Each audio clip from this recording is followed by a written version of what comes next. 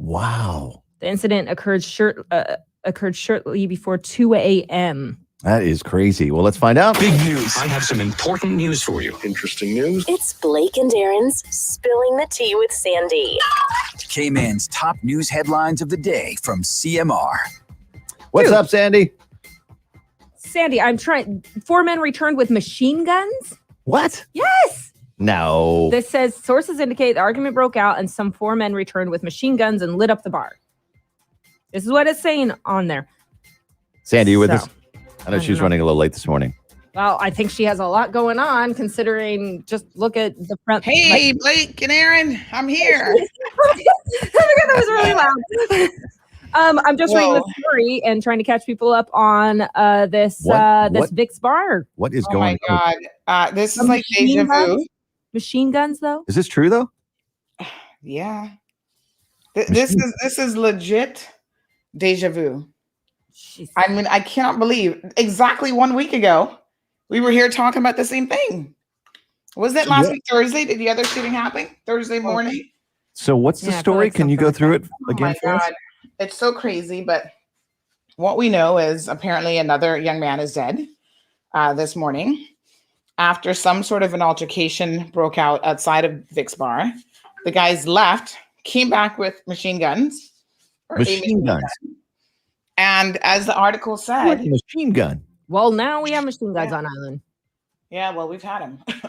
Have we? Unfortunately. I mean, I've never seen, like, I will say that I have not heard of an incident in my 11 years, including like anyone saying machine gun. This is the first time. Me too. Same. Yeah, it's pretty crazy. Let me just adjust my camera ever so slightly here. You look great. Thank you. Running late, but yeah. So it's just an unbelievable situation. There's a lot going on the streets right now. Obviously, the police are aware of it. And I don't know how much they can do, but I think some of the hot spots that kind of attract these guys, and everybody knows Seymour Drive, both bars on Seymour Drive, that location seems to be a magnet for a shooting. And so I think maybe the police need to speak to the liquor licensing board and take some drastic action in terms of just telling them, close your doors for a little bit. I mean, I don't know where the guys are going to go. I was going to say, but what happens when they close their doors? Then everyone will always find another spot. So it's a continuous cycle of just, what are we going to do? Just close. But those locations are. I mean, you can't. Here's the thing: you don't want to blame a business owner for shooting and take the business away. No, for sure. But I mean, I think that those locations are just known spots where these guys like literally just hang out and. You know, I mean, I don't know what else the solution is. Just undercover cops. We got to have cops over there. Undercover cops that are armed. Yeah. Unfortunately, you just have to do sting operations and just. You got to get the FRU involved. What's the FRU? Firearms Response Unit. Okay. Those are the cops that carry weapons. Yeah. Most RCIPS officers don't carry weapons, as most people know. Yeah. But there is a small team of cops that do. I guess it's they're the SWAT equivalent, I guess. I mean, do we have undercover cops like that? Like, we've got undercover cops. So. Yeah, for sure. I mean, I'm not. I don't think that they're the kind of undercover cops that can probably hang out at Vic's bar and people not go, who the heck are you? That's true. It is kind of you know what I mean? Island. So that's a problem. Yeah. But yeah, it's. I mean, do they know who the people are? Has anybody been arrested? Who's doing the well, someone was arrested in the incident last week. How about for the one last night? Not yet, as far as I know. Okay. Yeah, it's crazy.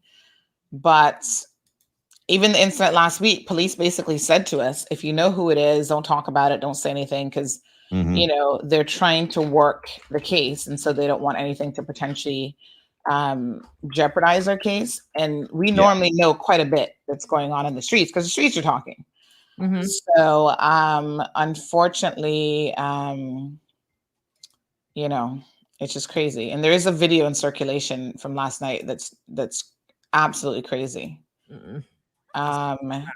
Yeah. So okay, well, that's kind of crazy there then. Yeah. So you were at the luncheon yesterday. Yes. and we got the lowdown on borders reopening in October. What was unclear is, does that allow people from the U.S. to come in with no quarantine? It's like Canada and is that US a verifiable? Right? Yeah, Canada, U.S. Well, they haven't specifically said yet, but what they've said is they are I mean, I think it depends on what happens on the U.S. side as well. So he mentioned 2 states. California was one. I can't remember what the second state was that have verifiable means, because I think they have some sort of barcode system in place. So I think so it won't be Florida. Yeah, because Governor Ron DeSantis said, we're banning vaccination cards. Yes, because that's the priority, is to do stuff like that. What? Are you kidding? Oh, well, that guy is just a.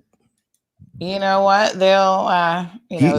He's banned businesses from requiring people to be vaccinated in order to come into the business, which also covers the cruise ship industry. That's crazy. So the cruise ships aren't allowed to require vaccinations for people that come on board. So that means that people on board cruise ships that potentially could come here can't follow those rules. But can't the private company say, but our rules are this? No. Seriously? Yeah. If your company's based in Florida. How can the government ban you from saying something? I'm sure that's in the Supreme Court right now. I'm sure it's being challenged. If your business is based in Florida, it's against the law.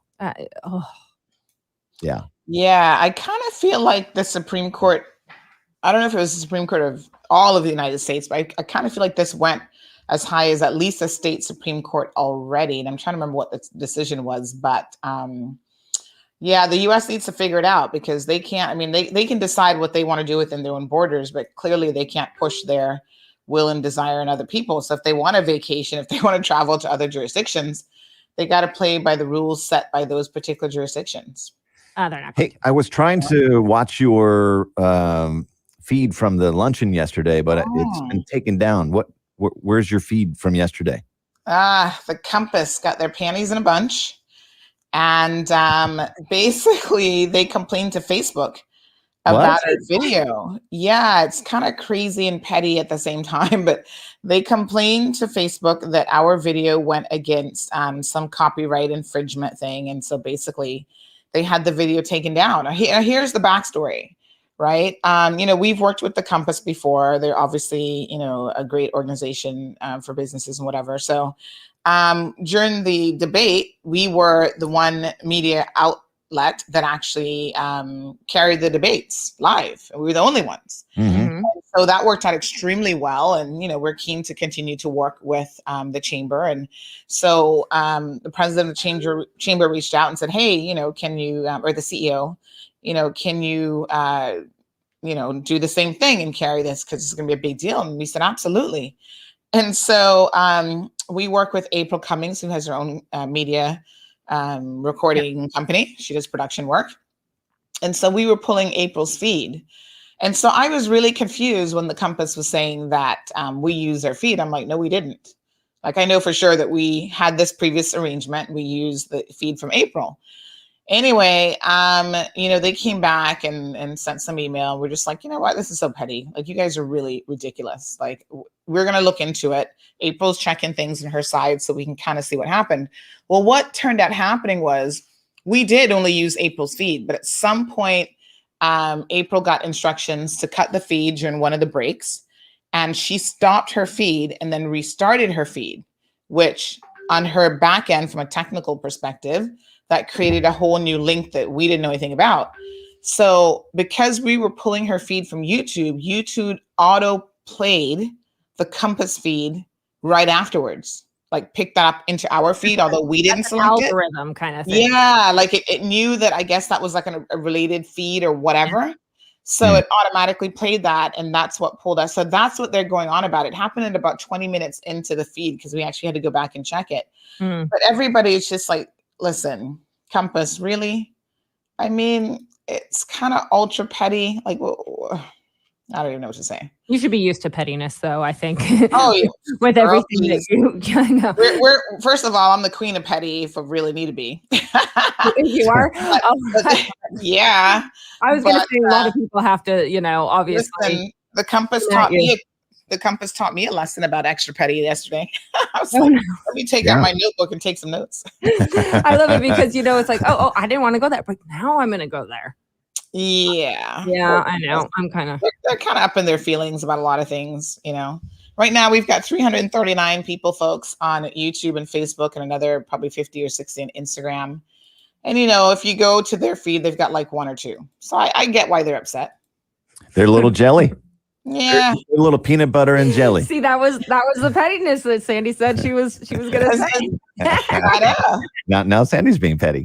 That was a little read right there in case you missed it. That was. Yeah, competitiveness. Yeah, what? Listen, I watch enough Bravo shows to know how to be subtle. We need to talk because I am. That's like the only thing I watch is any Bravo reality. I'm totally behind on a lot of stuff. I'll be honest, Aaron. I've missed 3 seasons of everything because I've been so busy. But I'm with you. I need. What's your favorite one? What's your favorite reality on Bravo? I don't know. I kind of like a lot of the Housewives. I'm really into Shaw's. Me too. So the Shaw's and Sunset are on right now. It skipped on Sunday, but it will be back on Sunday night. Blake and Jamie. So I need to get into the new season because I haven't started watching it yet. You want to talk about petty stuff? It's a petty season already. It's a petty season. I will say that that Real Housewives of Potomac is back in like 2 days. Yeah. Ooh. That's exciting. Sandy, we forgot to mention yesterday to you that the Compass has their TV truck, the live TV truck for sale for $1 on EK. Yeah. So if you want to expand your operation, and start broadcasting, on your own TV channel, you could buy that from maybe you could work out a deal. I was gonna say I don't know if they're gonna want to work out a deal now. Best offer, maybe 50 cents. There you go. Yeah, we're not into old technology, but thanks.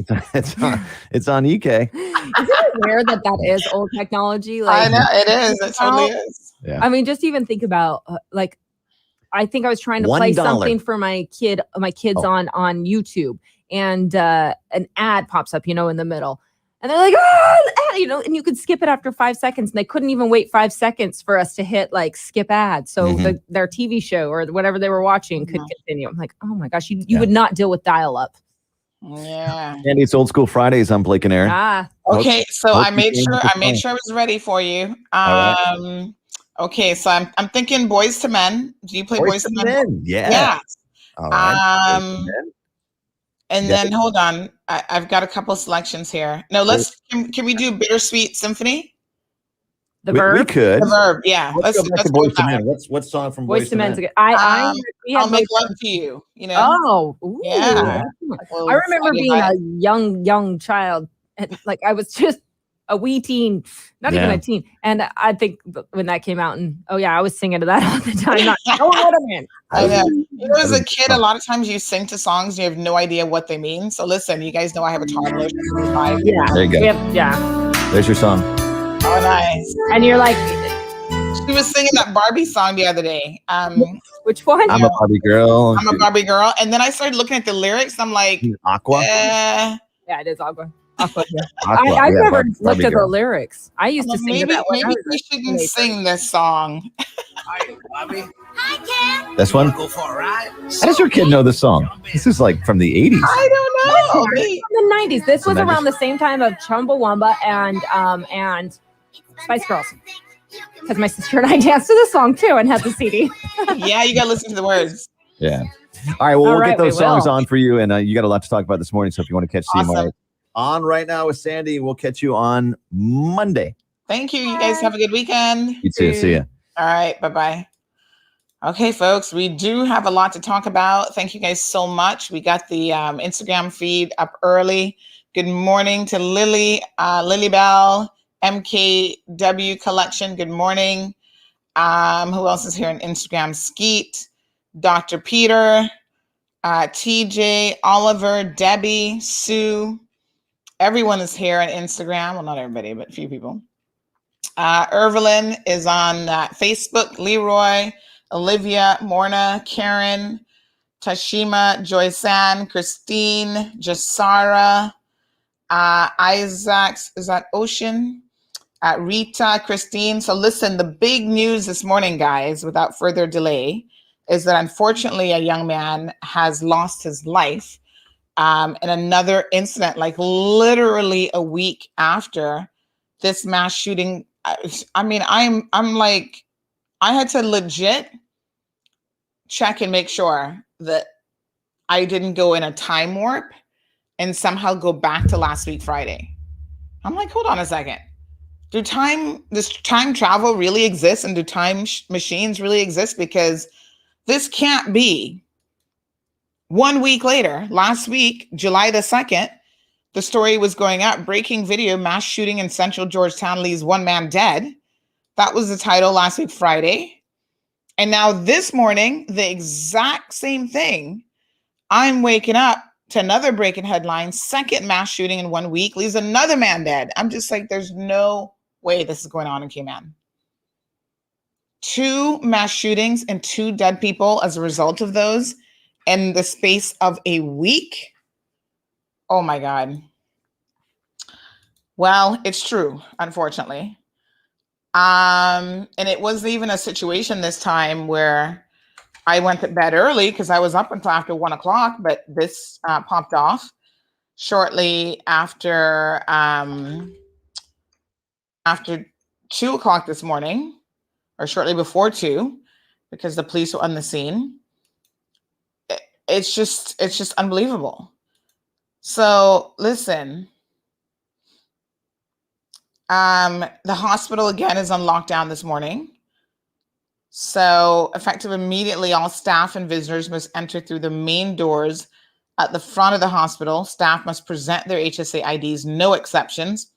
They're going to lock the side doors because, of course, they now have multiple victims in the hospital. The streets are still closed off this morning. So we're going to put some photos up here in a second for YouTube and Instagram folks. So if you're trying to get to work in the area of Seymour Drive, which is where Vic's Bar and Everglow Bar are located, you will not have much luck this morning. And we know who the young man is. I think everybody's already been naming him, unfortunately. We know his mom, who is, a very nice person. It's just unbelievable what has happened. So Siobhan McLean says, rest in peace, my baby brother. Condolences. I mean, I'm just so shocked. I didn't know this young man, but I'm really sorry for your loss, Siobhan. The Cayman streets right now are like, hot is not even the word. We need to do something drastic to get this under control. And this is the time now when the RCIPS needs to step it up, and they need to come out and they need to actually basically lock down this country at night. Now, I know this sounds crazy, and I know some of y'all are going to be like, what? But listen, when you have 2 mass shootings a week apart, first for each in the history of the Cayman Islands, it is time to we need a curfew immediately. No questions, no ifs, ands, or buts about it. We need time for these guys to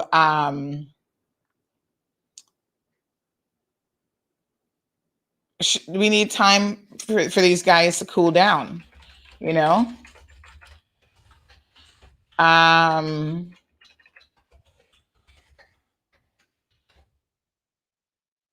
I think that unless y'all have another solution to this, that this is what it's going to be. Now, we want to be a little bit careful here because the RCIPS has asked us to,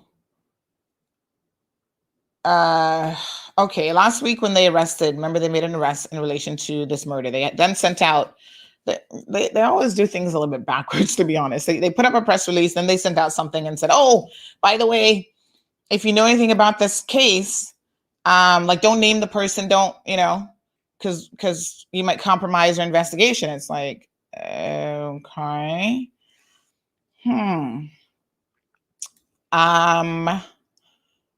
Right. that was sent out after the press release. Popo, you know, by then the story would have gone up like 50 million times. So, they I don't want to say too much about the RCIPS, but sometimes they got to get it together. So what I'm thinking here, folks, is obviously the streets are hot and all of these things are interconnected. So, you know, the angle normally works like this. You shoot my friend, or you're alleged to have shot my friend, and I think it's you. When I see you at a bar having a drink, you're a targeted man. Not just you, but you and your friends.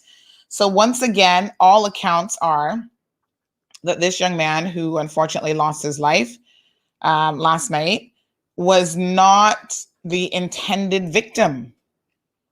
But when you come up with a friggin' machine gun, is there such a thing as an intended victim? Like, machine guns, listen, it's bad enough with a regular gun. Like, you don't know whose name is on that bullet because there are no names. But with a machine gun spraying all over the place, it's 20 times, 100 times worse. So we know, for example, that bartenders got caught in the situation as well. So at least 2 bartenders are said to have been shot. 5 or 6 people shot. It's just like, what the heck is going on?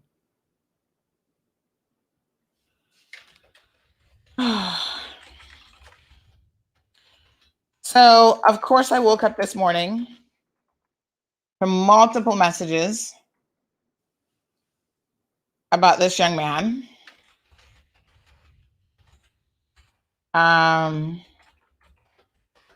Who was killed. His name is all over the place. So, you know, I guess we can say it at this point. His name is Wayne McLean. His sister just commented that that's her brother. So my condolences goes out to his entire family. It's just unbelievable. Unbelievable. I never thought, I gotta be honest with you, that I would see the day in the Cayman Islands where we would have 1, much less 2 mass shootings in the space of a week or any space of any time, right? I just never thought that this was even possible.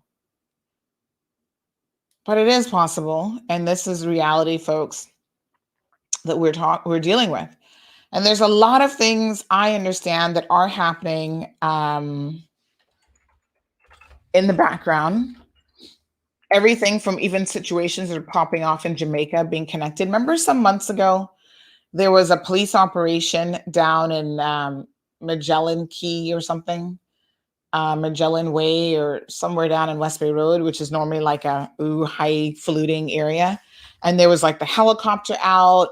We had put up a story about how there was like 12 police cars, ambulance, like all these things in the area, K9 units.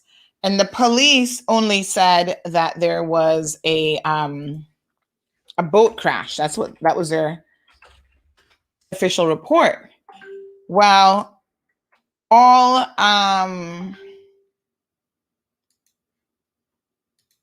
yes, folks, I am on air. Some people are like, yes. So all let me just see when this was.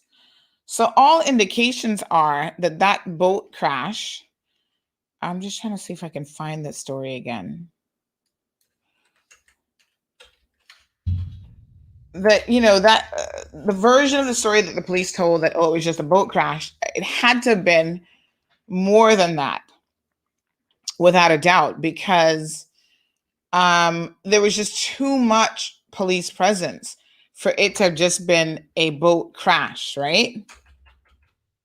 So I'm trying to see if I can find that story again to kind of remind you guys of when that would have been. Anyway, helicopters out this morning. I'm getting all these reports now, real-time reports of what's going on right now. But, oh yeah, so this was June the 1st. 2 vessels collide off Magellan Cay was what the report was. The joint Marine unit is now investigating the circumstances surrounding this from Monday night. So this would have been the end of May when this actually happened. Well, there's more to this story than that.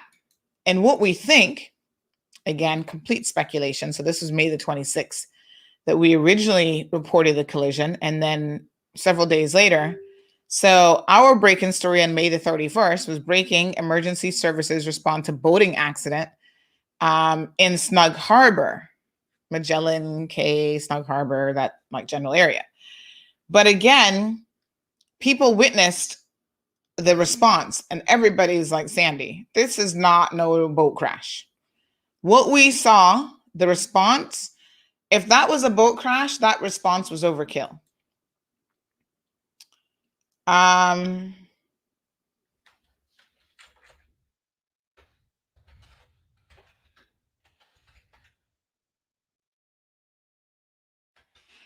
So,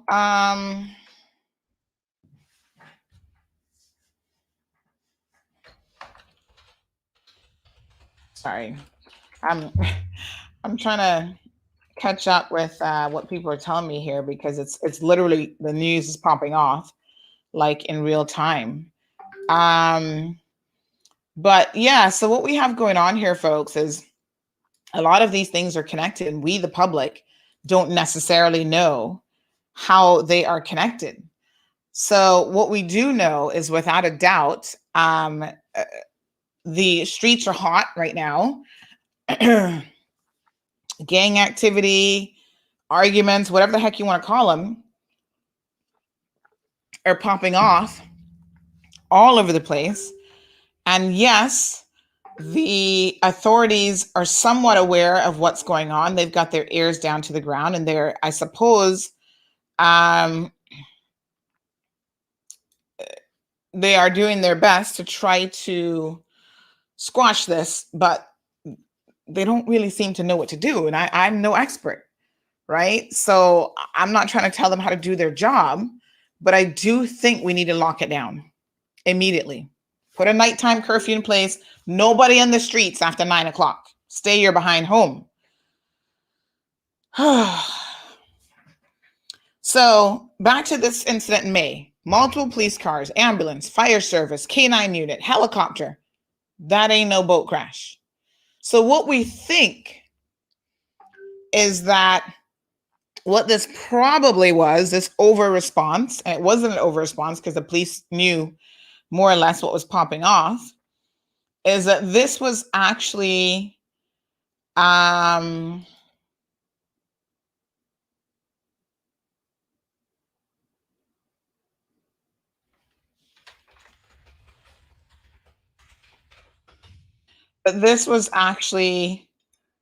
people coming in. So y'all know how it works. We've seen this happen before, folks. David, good morning. David said, morning, Cayman. Whenever I mention Jamaica, when incidents like this, some people run me down. They're in the mean, very decent Jamaicans on island, but this crime escalation is going to destroy our reputation, start kicking down doors, and raid the known criminals.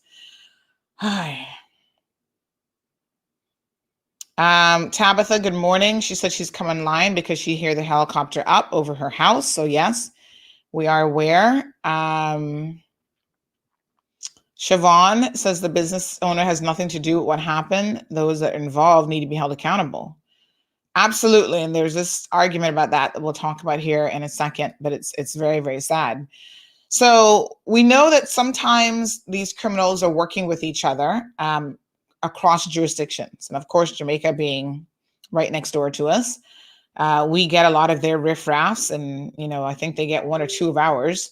Probably not as many of they have a bit larger population. So we get a lot of their riffraffs, right?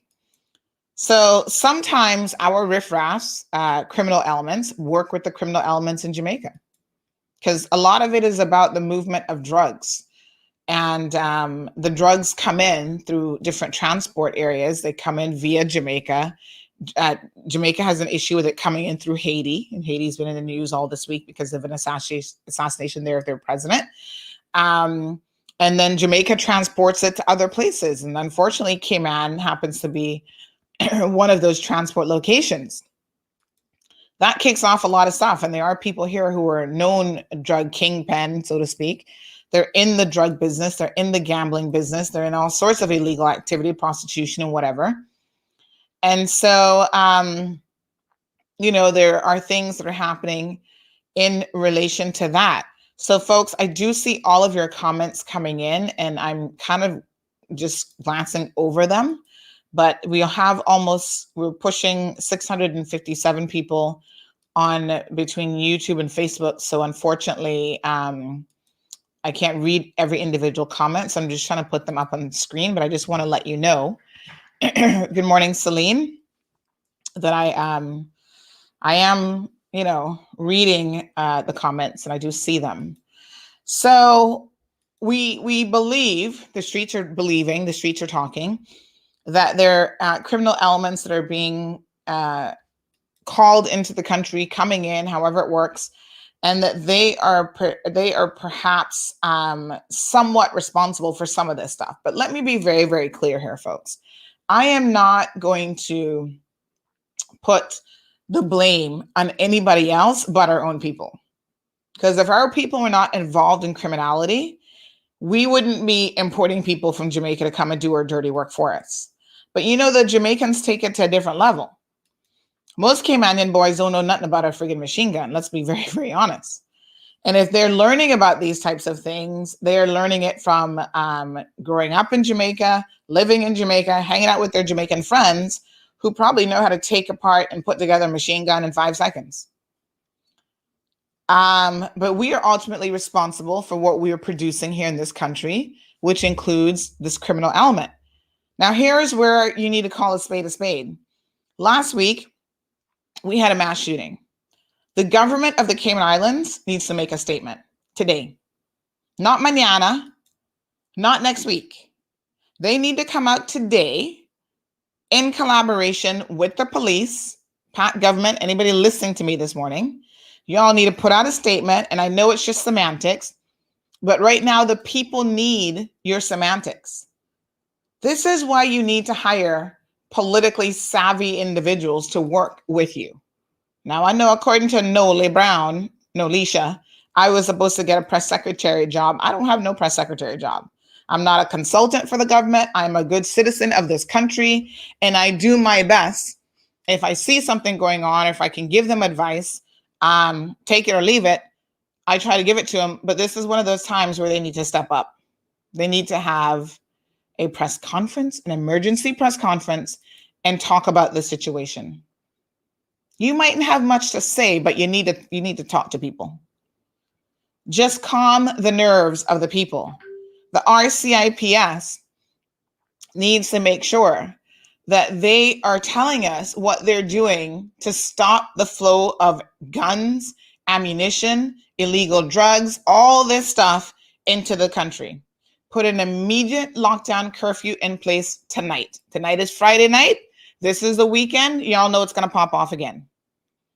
Because here's what happens, right? Drug boat comes in May. Guys coming in. They're here illegally. It's not like they're coming in and be like, oh, immigration, we're here. We would like to get a work permit, please. And let's start working at Burger King flipping burgers or wherever. No. They're coming in, as Leroy says, this is now a tit for tat situation. You shot my friend last week, or you shot at my friend. He got a shot in the buttocks, whatever the situation is. Now I'm coming for you. And if I show up at Vic's bar, at, what's the next one there? What's the next one? It was Everglow, because these are hot spots right now. All these places are hot spots. Now, poor police, they're trying their best, because remember, they made the arrest out by A.L. Thompson's. They were all upset because y'all were recording it and sending the video to CMR talking about, oh God, does CMR have the story yet? Well, yeah, we had it, but in your video, you were making commentary. Oh my God, somebody just said that was their nephew that was killed in the bar. Oh my God, it's just horrible. Because this young kid is a Caymanian. So, I mean, this is where it hurts, because this is our people. These are not strangers that are being killed. These are people that we know, people that we're family to. His mother, like I said, I don't personally know her, but I know her enough to have a little, conversation passing her. And she's like the sweetest person. She works for government, always super helpful. Very nice lady. I understand that she just had surgery last week. Now she's going to be dealing with this tragic situation. The entire family is in mourning. We need the government. Honestly, we need the government to step up and have something to say on this today. Don't delay.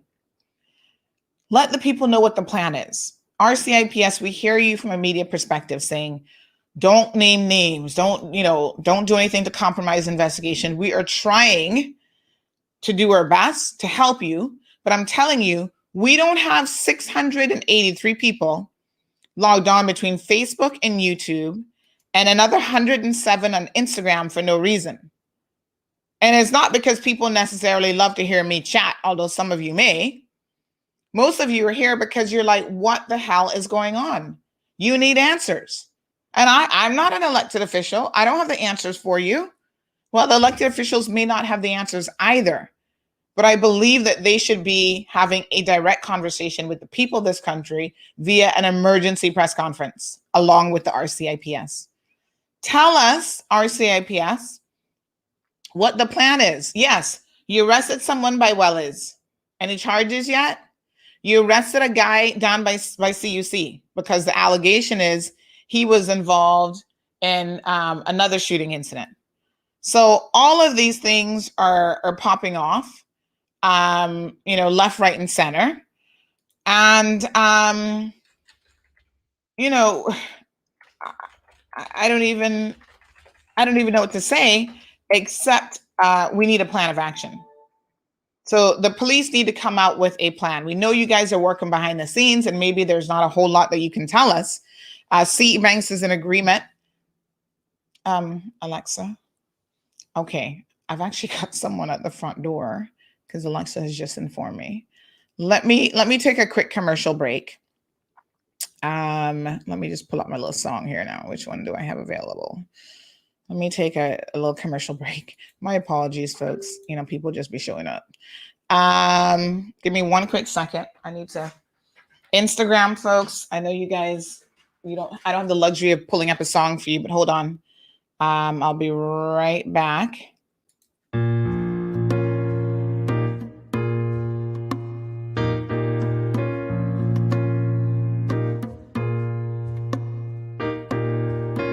I hear the people talking. What are they talking about? This world's gone crazy, and I'm trying to find a way out.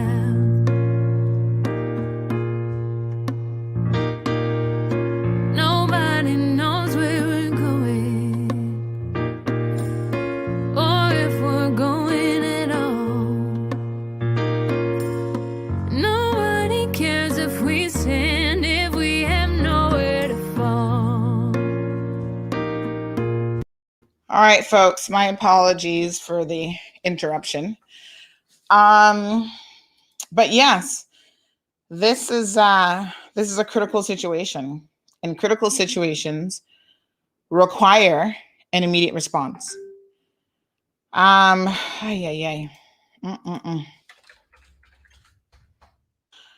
Okay.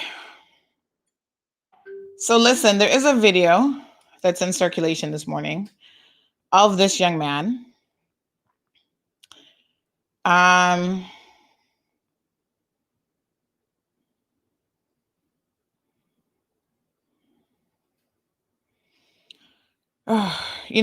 Some people work the streets, and they've worked the streets for many, many years. And they know a lot of what's happening in this country and other jurisdictions. They've worked with international agencies and so on before. And of course, they're also messaging this morning to say, listen, we have plans of action on how to try to stem the flow of guns into the Cayman Islands. But they wonder if the political arm and the police are just not listening. you know? Blake and Aaron said this morning, what about some undercover units? Well, most of the undercover people that would be working the streets, Cayman is a little small, and this creates a problem. Because if you just undercover from the UK sitting at a bar on Vic's bar, Everglow bar, you're going to stick out like a sore thumb. So we do know that some of the undercover guys, and this is why the police was pissed off at you guys, because you were recording it, and then you were pointing out, oh yeah, you see that guy there? That guy is he's an undercover guy in this undercover car. And the police are like, oh, now we got a problem. We got to, they're calling me, saying to me, take down the video. I'm like, you do know, first of all, that if I have the video, I mean, everybody came on, I got it. Okay. So when you're saying, oh, there's a video that has been recorded and that's in circulation that identifies, not by name or anything, but shows your guys, shows the undercover cars, and you're worried about that getting into perspective, getting out in the public, my apologies. You cannot then ask the media to not publish that video, because that video of that incident out by A.L. Thompson's, I got that like a million times. That's already in wide circulation. I think what needs to happen, because you can't stop people when things are happening, when you're doing an operation in the middle of the day, you certainly can't stop people from, sharing that. You just need to make sure that you protect your guys. You need to ensure that if you have an operation in the middle of the day, you're using vehicles with plates you can quickly change. Shit, you might even have to repaint your cars. Right? Now, this is where I'm like, I shouldn't have to tell the police these sorts of things. Big shout out to Everything 345. They did a meme yesterday that's kind of funny. About, the girl who does, I'm going to show it. Oops, that's the wrong one. Hold on. I'm going to show it to you guys here in a second. But she's the one on that show. Oh God, what's the name of the show again? Oh, I always forget the name of it.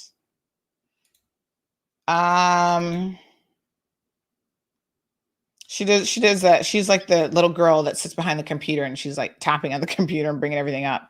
What is her name? What's the name of that? Criminal Minds.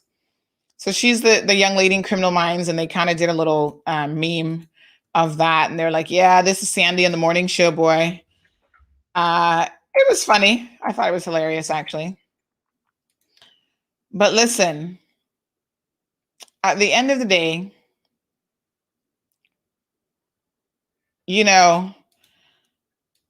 I'm an amateur. I don't pretend to be a detective. I'm not a detective. But sometimes I get a moment of clarity and a little bit of common sense. And so you got to listen. I listen to the streets. That's how I know what's going on. I'm just listening to the streets. And boy, sometimes the chatter on the streets, like on the literal mall road, is on fire. People talking, listen, Cayman already, everybody talking. So yeah, people talking. Natasha makes the point that it's not just Jamaica. No. Now, mind you, Jamaica definitely has a very interesting criminal element. We import a lot of foolishness from Jamaica, including all this dance hall culture. You know that's full of violence. And so I talk about it here in the show. And we kind of joke about, the bleaching and how they dress and, how they go on. But don't make no bones about it. That culture comes with a violent side, right? Someone just said, listen to the lyrics of the dance hall music.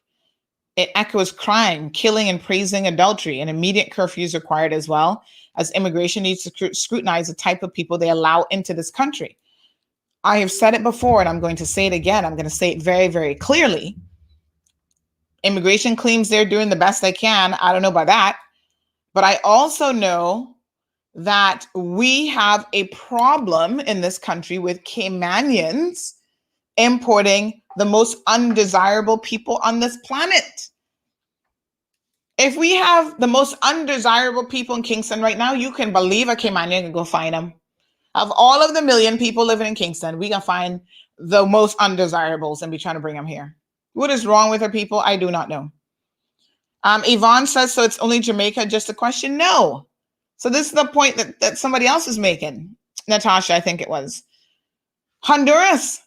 You think we're not importing criminal elements from Honduras?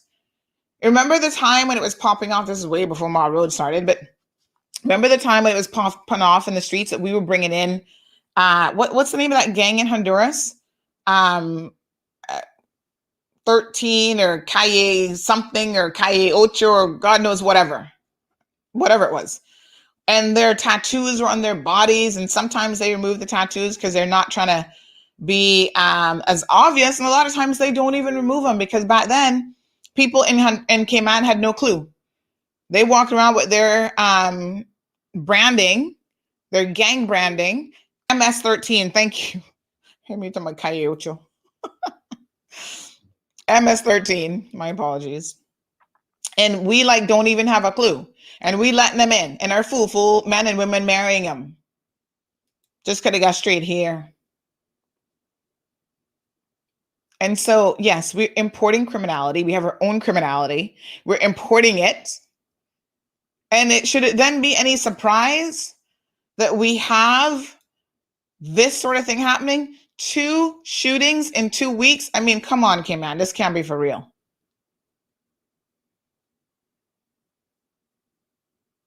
Seriously. Instagram. What's popping off on Instagram?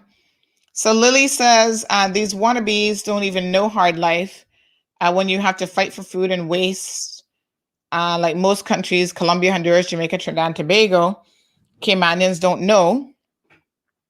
Somebody else says Haiti has the biggest gun trade. Guns coming from Haiti, Trinidad, so many gangster islands. Research it. Somebody says where the guns come from, I'm not sure. Jamaican, someone allowed them through the borders, and Jamaicans don't have the access at the borders. Somebody else said, you guys sit in offices and don't come on the streets. These gangsters, Caymanians out here be having crazy. That was one comment. Somebody else said, these is people, children, Caymanians are family to each other. That's the sad part is, yeah, it's always somebody's family member. Which Jamaican hurt Sandra? Really? What is this? Moije Johnson or whatever. Don't be stupid. This is not about anything like that. And you will be getting your behind blocked this morning. Nobody not blaming Jamaicans. Here we go again. Y'all getting up in your little feelings. Wah. We're talking about the reality of what happens. And violence isn't isolated just in the Cayman Islands. Violence is one of those things, folks, where there is cross-border violence. So I just said we have our own criminal elements right here in the Cayman Islands, and they are dealing with criminal elements in other places in the world. We are importing criminals. So yes, we import criminals. So this Amoy Johnson, of course, a fake account. Y'all can't even come at people real.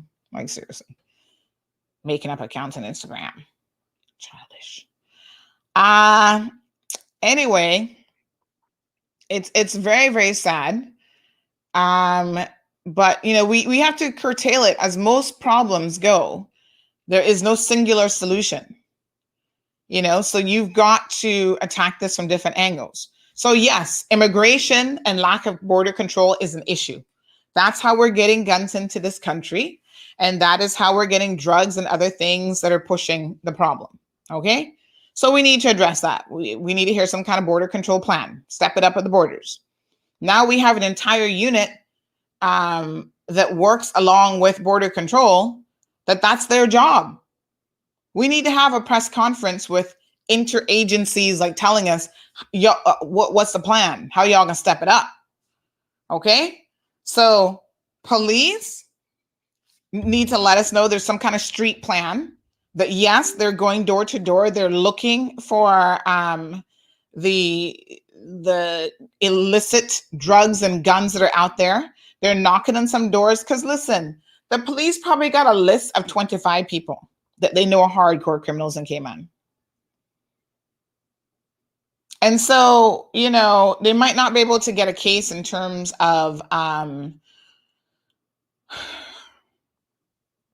putting them in jail, but they need to start doing some around the clock surveillance on these guys. Start deploying some high tech tactics, listening devices, whatever it takes. Do what you can to get these guys off the streets. You know who they are and you know what activities they're involved in. Take it to the next level. Don't always sit down waiting on other people to come to you with this is what I do. I must walk in police station. Officers, here is the entire case file for you to solve this murder. I've got all the forensic reports, eyewitnesses right here, this, that, the next thing, case closed, here you go.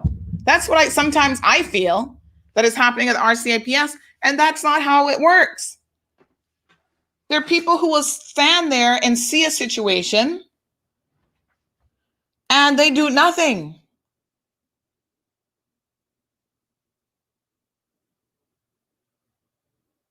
So it is unfortunate that this is what is happening in this country right now. You need to come up with some new tactics of how to get these guys off the streets. The other thing is we can't sit back and expect the police to do everything. And we know what's going on in the streets. Well, not me, but y'all know what's going on in the streets. You're out in the streets, you know what's going on, and you're not helping the police. Because the bottom line is this. It's only a matter of time before it comes knocking on your door, your family member. This young man who was killed last night, we know his family, his uncles, right? He's a Caymanian.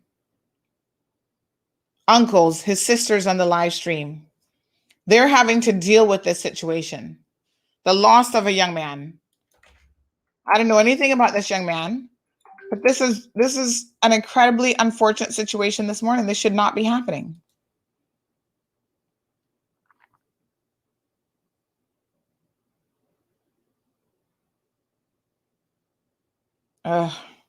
Here comes this woman. What?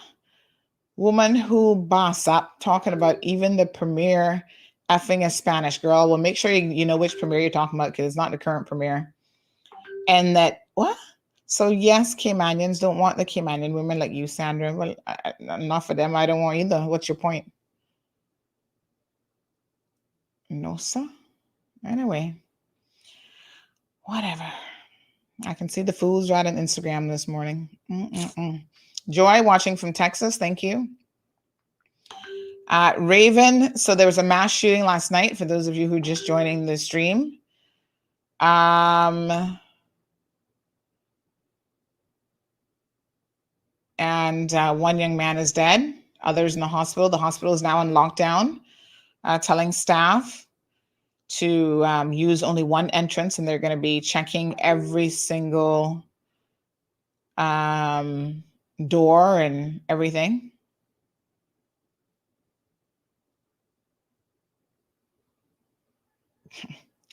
Tajawana says, you can't stop Jamaican. Fix your country. Jamaican people feel scared. Well, okay. Basil says the criminal element has evolved over the years, for sure. Queen Melanin wants to know how many Jamaicans have access to the borders. I'll wait. Well, you would know this because they come in and say, please stamp my passport. I mean, every single boat that comes in here illegally, 99.9% of those is actually coming in from Jamaica. So I don't understand your point. Like, do we not all know that that's a fact?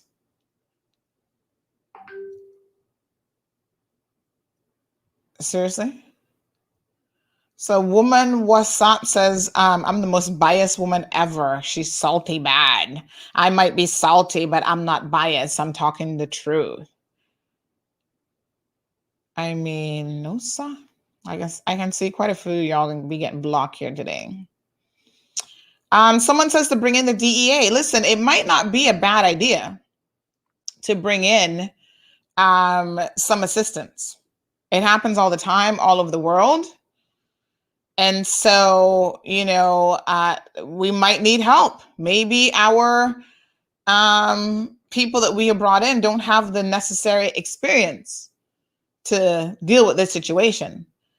And, just because you have gang experience in the UK, you think you might understand gangs in the Caribbean context, and you may not. And so maybe they need some help. Maybe they need to talk to not just the DEA in America, but talk to some agencies in maybe Honduras, although they don't necessarily have it under control, but they might be able to give them some advice on what to do. Jamaica Defense Force, maybe they have some advice. I don't know, but I think whatever it is that we're doing just simply isn't working. And so we need some help.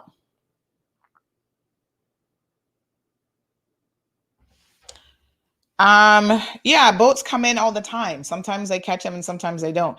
You know what really I seem to be missing though? And again, this is my my lack of understanding really, is how is it possible? How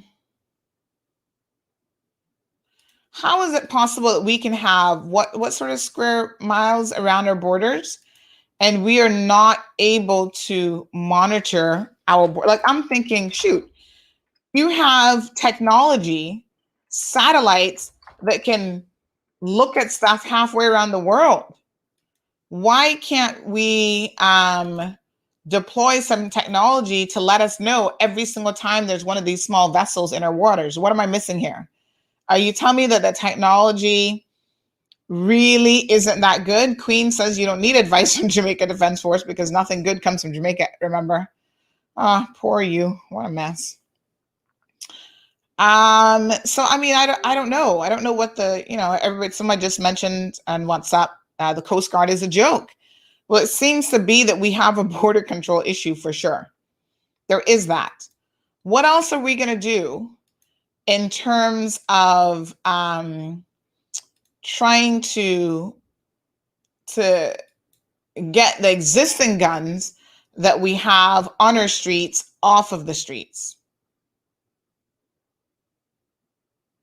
Oh my gosh. Woman, boss up. You're getting all up in your feelings about Jamaican Cayman, and that's not what it's about. You're about to get blocked. Come off the feed or go sit down and have some breakfast. You never had your oatmeal this morning, Awa? Go have some porridge. Because y'all get angry when you don't eat in the mornings. Oh, shoot. I need to take my tablet. Speaking of that, I need to go take my tablet because y'all going to make my pressure go up. But y'all not easy, but don't worry. That block button y'all talking about, I be typing fast. Oh, that's so sad. Lord have mercy. So there is this video in circulation. Obviously, we will not be playing the video. It's very, very graphic. It's close up. His wife, I understand, was there, and the video captured her, practically holding her husband's dying body in her arms, saying, no, no, no, no, no, he can't be dead. This is the reality of life right now for parts of Cayman. Someone says in reference to the Coast Guard, lucky if those people can tie a rope properly. We need an actual task force out on the waters. Somebody says they're here up in their feelings about Jamaica, but yet they're running from the same Jamaica. What is missing here?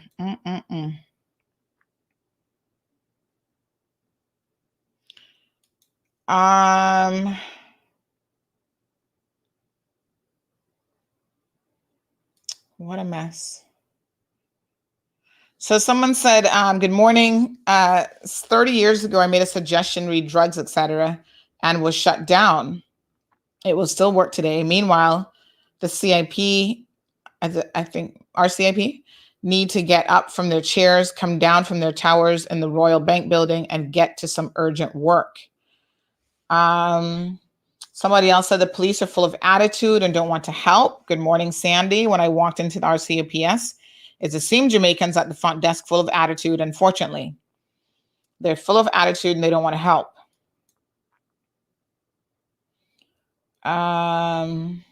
Somebody else said that people don't tell the police nothing because they call names. So, of course, this has been an ongoing issue of concern. Another individual says, I'm one of those persons that have a lot of law enforcement experience working with international agencies spanning over 2 decades. Unfortunately, the dynamics of the police has changed dramatically over the last 10 to 15 years. It went from a force to a service and from proactive to reactive. A large number of the officers in the FRU and other specialist units are from Jamaica, and it is my belief that they're extremely hesitant to interact with and deal with the high level of Jamaican gunmen and drug dealers here because they're afraid of retribution against their family members in Jamaica. Now, that's an interesting thought that I really hadn't thought about before. MS-13 on a phone call, okay, at a 12-hour boat ride. One phone call and a 12-hour boat ride can get you a couple gunmen to our shores who don't give a, about anything except killing the person or persons that have crossed the, I think something I'm missing from that. The responsibility of controlling the borders, although it falls under the newly named Customs and Border Control, really lies with the Marine Unit, which is now the CI Coast Guard. The Coast Guard should be patrolling around these islands consistently and not just lazily responding to search and rescue situations. Someone else said, do we not have a very expensive radar in East End for that particular job? Is it in operation? Again, I don't know. I don't know. Right? So what I need to figure out is why these agencies are not telling us what's out there and what they can do. Someone else says, we don't need a curfew. Please do not give that stupid cop any reason to try to justify further illegal imprisonment of the people of this country, especially as a result of his own failure. All we need is effective policing and crime fighting. Historically, all of these shootings take place in high crime areas where there's a marked police absence. Why do we have a heavily armed anti-gun crime unit if we aren't going to deploy these resources to prevent gun crimes? Why not have them patrol these areas instead of waiting to react to something like this, then swoop in their military grade equipment and methods so as to look like they're actually doing something? How about some proactive crime fighting for change?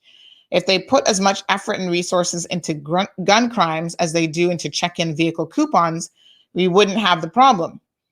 So I'm anxious to see what the COP answers this wave of violence with now. No doubt a curfew will be at the top of the agenda because that allows the police to control the country. And it also prevents us from seeing what they're doing or not doing, since they will assume that they have to do nothing as they did before, all whilst preventing us law-abiding citizens from exercising our constitutional guaranteed rights. All they need to do is increase armed police presence in known high crime areas, which is where all of these shootings are happening, as has always been the case. But it seems that they're content to watch the local crime element shoot each other to rags. And if an innocent person has to get shot, then that's okay too, as long as they're not rich white folks, I suppose. So that was a very long comment, but that was one person's viewpoint. Somebody else just said that the Coast Guard is short-staffed. Really? Y'all need to deploy some technology. That's what y'all need to do. Talking about short-staffed. I don't know nothing about that. Deploy. Someone said there's no radar. What? No radar? What are you talking about? Multi-million-dollar financing in this country for stuff, and we don't have a radar? Alric, you're joining us today. Over 718 people between Instagram and YouTube. Between YouTube and Facebook. Instagram. Oh, the Instagram feed stopped. Hold on one second, Alric. Let me just restart Instagram. Instagram stops every hour because that's just how Instagram is. So let's go live again on Instagram. Good morning, Alric. Good morning. How are you? Okay, I see you were live on the scene last night. No, not me. I was in my bed sleeping. Yeah. We all gonna pretend as if Jamaica alone is supplying all the firearms, encouraging the crime here. Full time now we let go of that narrative. Well, nobody said that, but like I said, I would love to hear from the RCIPS. All the boats that come into this country, they sometimes are able to arrest people. They arrested one guy the other day. He started crying when they were going to put him in quarantine because he has to stay in isolation in prison. He was crying to the judge to please don't let me go in quarantine. I'm like, what kind of criminals are you guys? Like, seriously, you're crying because you're going to be in lockdown for 23 out of 24 hours? Like, seriously? But Jamaican, we have 4 or 5 on trial right now for illegally entering and bringing drugs. Where they're from? Jamaicans. I am not trying to make this an anti-Jamaican conversation. Everybody knows we as an island have very strong Jamaican connections, whether it's family, grandparents, parents, whatever. Half of us are 1/4 or half or 100% Jamaican and trying to pretend like y'all Caymanians. My point is, if we can't even have an honest conversation about where the criminality, the ones that we import, because like I said, we have our homegrown criminals.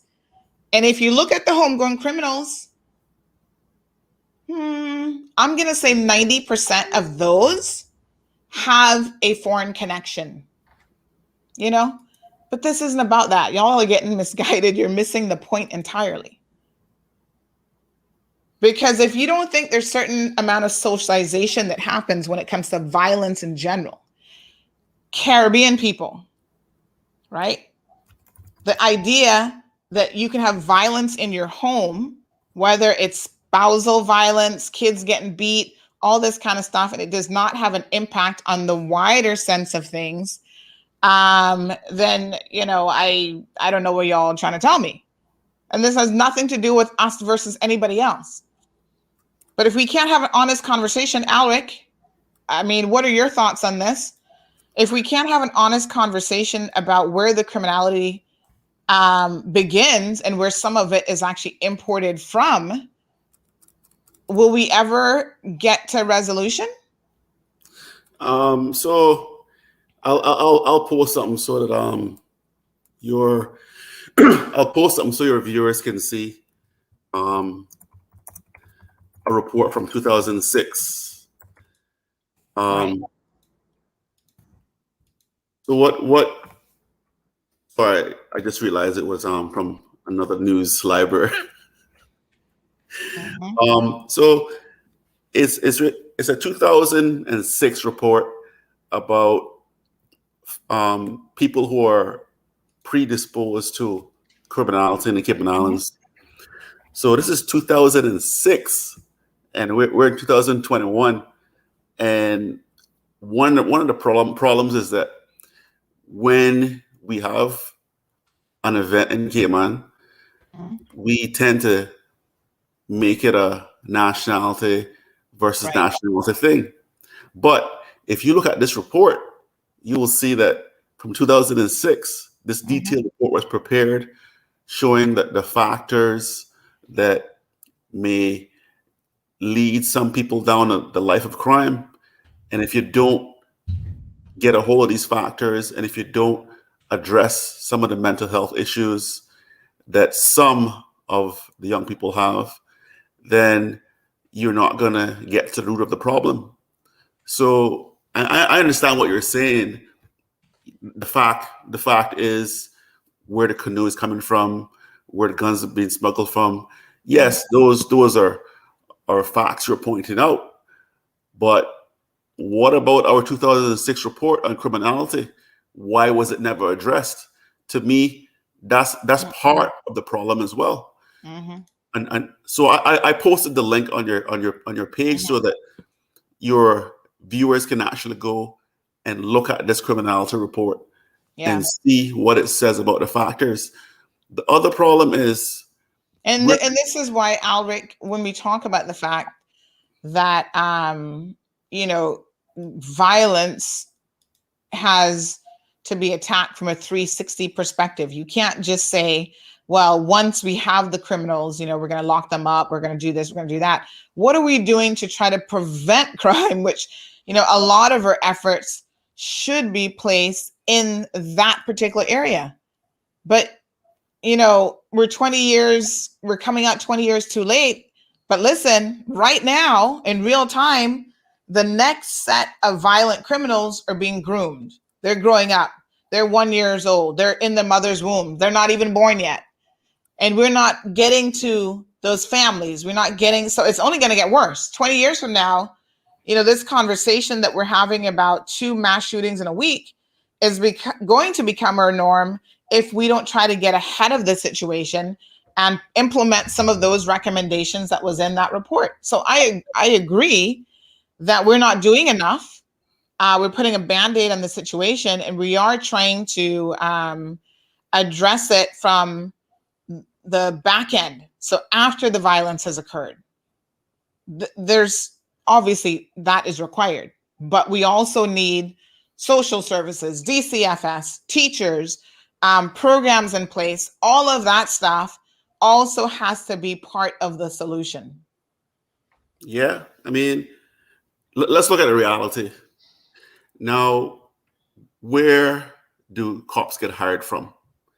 Right? So, and who occupies the highest positions in the police force? Think about those things. If you have a situation where some police officers feel they're not making a decent wage, and those police officers just happen to be from a certain area, and they're the ones who are not making the good salary. Let's look at the reality. Do you think that cop is going to go into a dangerous situation and risk his life? No, he's not going to do it. So that's why you have that. This is one of the reasons why you have crimes in Cayman and the cops showing up a lot later because they never sign up for this and they're not getting paid for it. I mean, that's the reality. I mean, let's be honest too. Most people do come to Cayman in the police force because they're looking to either soon retire, or they do have this conception in their head that this isn't going to be hard work. Yeah. Yeah. So, I mean, the other thing to appreciate is that guns are nothing new in Cayman. Yeah. Like obviously everybody knows, like when I was in middle school, that was the first time at around 10, 11 years old. Mm-hmm. That was the first time I had one of those experiences where, it was a legal situation where cops had come into my house. But can you imagine? Oh, sorry. Let me just say, for the benefit of our Instagram viewers, because I keep forgetting that they can't actually see the same screen that YouTube and Facebook sees, and they're wondering who's that talking. Folks, that is Alric Lindsay from Georgetown South. And he's joining us this morning in the discussion. And, Alric has, I think, a wealth of information. As he says, this 2006 report has been tabled. How many years ago was that? What year are we in now? 2021? How many years ago? Any mathematicians there? 15 years. A 15-year-old report, a lot of people agree that God knows how much millions we paid for, is still underutilized, and it delved into what was the name of the report, Alric? It's the Yolanda Ford report on criminality. Right? Mm-hmm. It's predisposing factors to criminality in the Cayman Islands. So the people that grew up around this know that guns aren't anything new to Cayman. I mean, I wasn't almost involved in a situation years ago where I think I had almost stepped in someone's foot. And the thing is, if you don't know what's going on in the background, mm-hmm. you could get hurt. So what? And in this situation, what happened is the person went and called someone else to sort of deal with me, right? But this was over, a stepping on the foot situation, right? But what you don't realize what's happening in the background, what's being planned in the background. And so in this case, they went and called someone, but it just so happened that the person that they called knew me. And so the way this situation ended was that I found out later. So I bought the guy a drink and we ended up just talking it out. And I found out later now that there was a gun in the car. So when these things just happen, So you stepped on somebody's foot, right? And then a phone call was placed that somebody needed to come and deal with you just because you stepped on somebody's foot? That's right. Damn. And they were actually... And if that person didn't know you, you could have been a dead man just because you stepped on somebody's foot. Yeah, well, that's true. I mean, it could have gone the other way, but it just so happened because of who I knew and the person knew me, and then it just ended. I mean, but it wasn't until later in the night when we had worked it out and we were just having a conversation that it was actually stated, I had this in my backseat. so but obviously that's not my sort of first experience. And my first experience with this was like in middle school.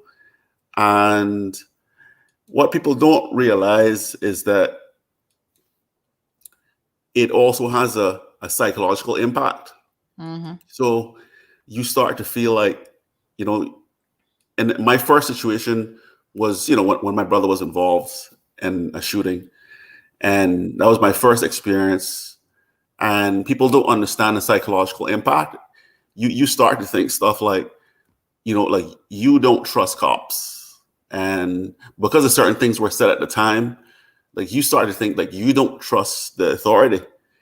And although that might not have been the issue at that time because certain bad choices were made at that time, as a child, I was thinking, I don't trust cops for what was said at the time. They were looking for someone, and you carry that for the rest of your life. Your distrust in the authorities, but that's the part that people don't get, is that there's a mental side of the situation. So it's the person, there are other people who are impacted by gun violence, not just the person with the gun, not just the person being shot. There are other people around it. There's family that have to deal with it, that have to grieve. So there's a lot of mental, stuff that's going on that like nobody's addressing. And some of this could have been addressed, like you said, 15 years ago, when you look at these reports. Because remember now, if the report was done 15 years ago and it was done about young people, so those kids were 15 and 14, so they're like 30 years old now, right? So that's the significance. We addressed this 15 years ago, and then we allowed it to fester. As you can see, all the money has been spent on other things, but little money has been spent on the mental health. As you can see, for a lot of these standard health insurance contracts, they don't really cover anything. So when you have a mental issue or you're struggling with something in Cayman, but you only have a standard health insurance contract, what does that get you? You're depressed, you have anxiety. What does it get you? You get like one visit to the year to the doctor. Meanwhile, things like anxiety and depression, they are the highest frequency in terms of mental issues in Cayman, but they're not dealt with, right? So we just push a lot of stuff under the rug. Oh, I don't live there. I don't live Windsor Park. I don't live Scranton, so it doesn't affect me. Of course, it's going to affect you eventually, because you know what? after we kill enough of each other, what do you think they're going to do? They're going to go into the gated community too and start doing the same thing. But the sad thing is, this is only going to be addressed when, someone they say who's important gets hit, right? Then they're going to say, oh, we have a problem. We need to do this, this, and this. But like I said, again, 15 years ago, this report was produced, and the same people that they identified then, some of those same people are now having issues. And some of those same people, they're 30 years old now. Can you imagine living 15 years with no assistance, none of your issues being addressed? You're a grown man now. You're thinking that this is the only way you know how, And I'm not making an excuse. I'm not making an excuse for anyone. I'm just saying we addressed these things a long time ago and just did nothing. So, here we are. Here's the original report. Somebody actually sent me a copy of it. Predisposing Factors to Criminality in the Cayman Islands, research and written by Yolanda Ford, consultant criminologist, submitted to the Honorable Samuel Bolgen, QC, June of 2006, and he's still Attorney General. And ironically, not much has changed. I wonder how much Yolanda Ford got paid for this report and to do this research that has been largely ignored.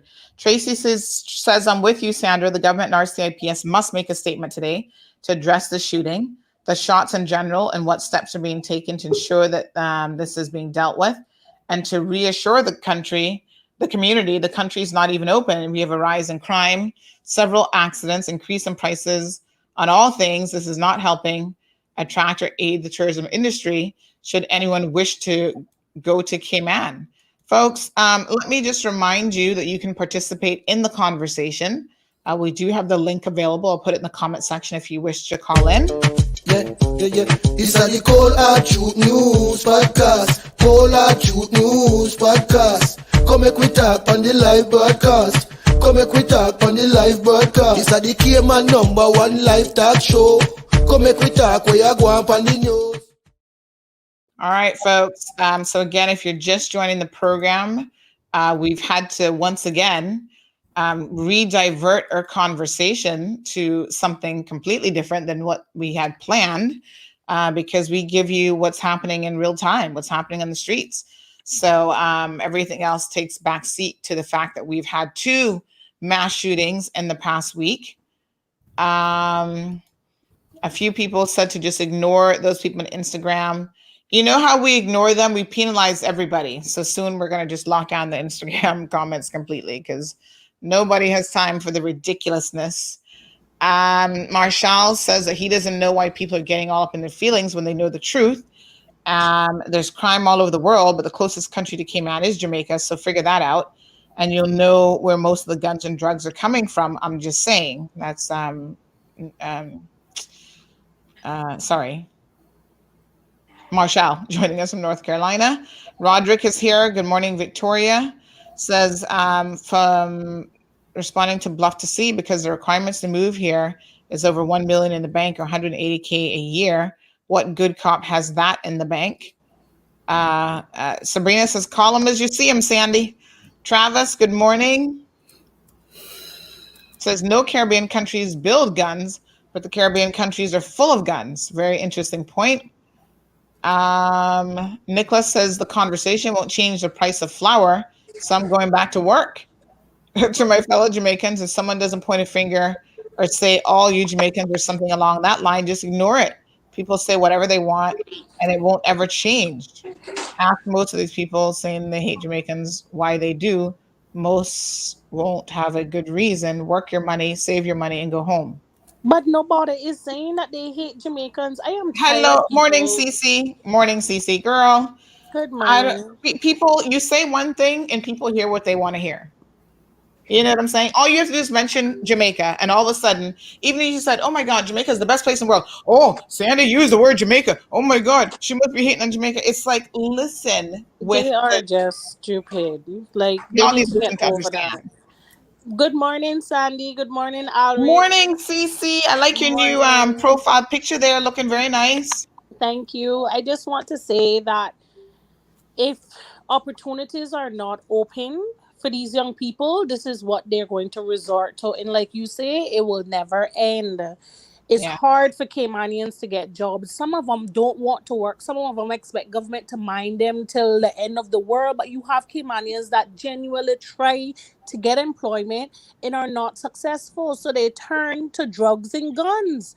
What quicker way for you to make money if you're not selling drugs on the street? You have a lot of drug addicts. What quicker way to make money if it's not robbing people? And it's really sad that this is what they have to turn to. When are we going to put our young people first?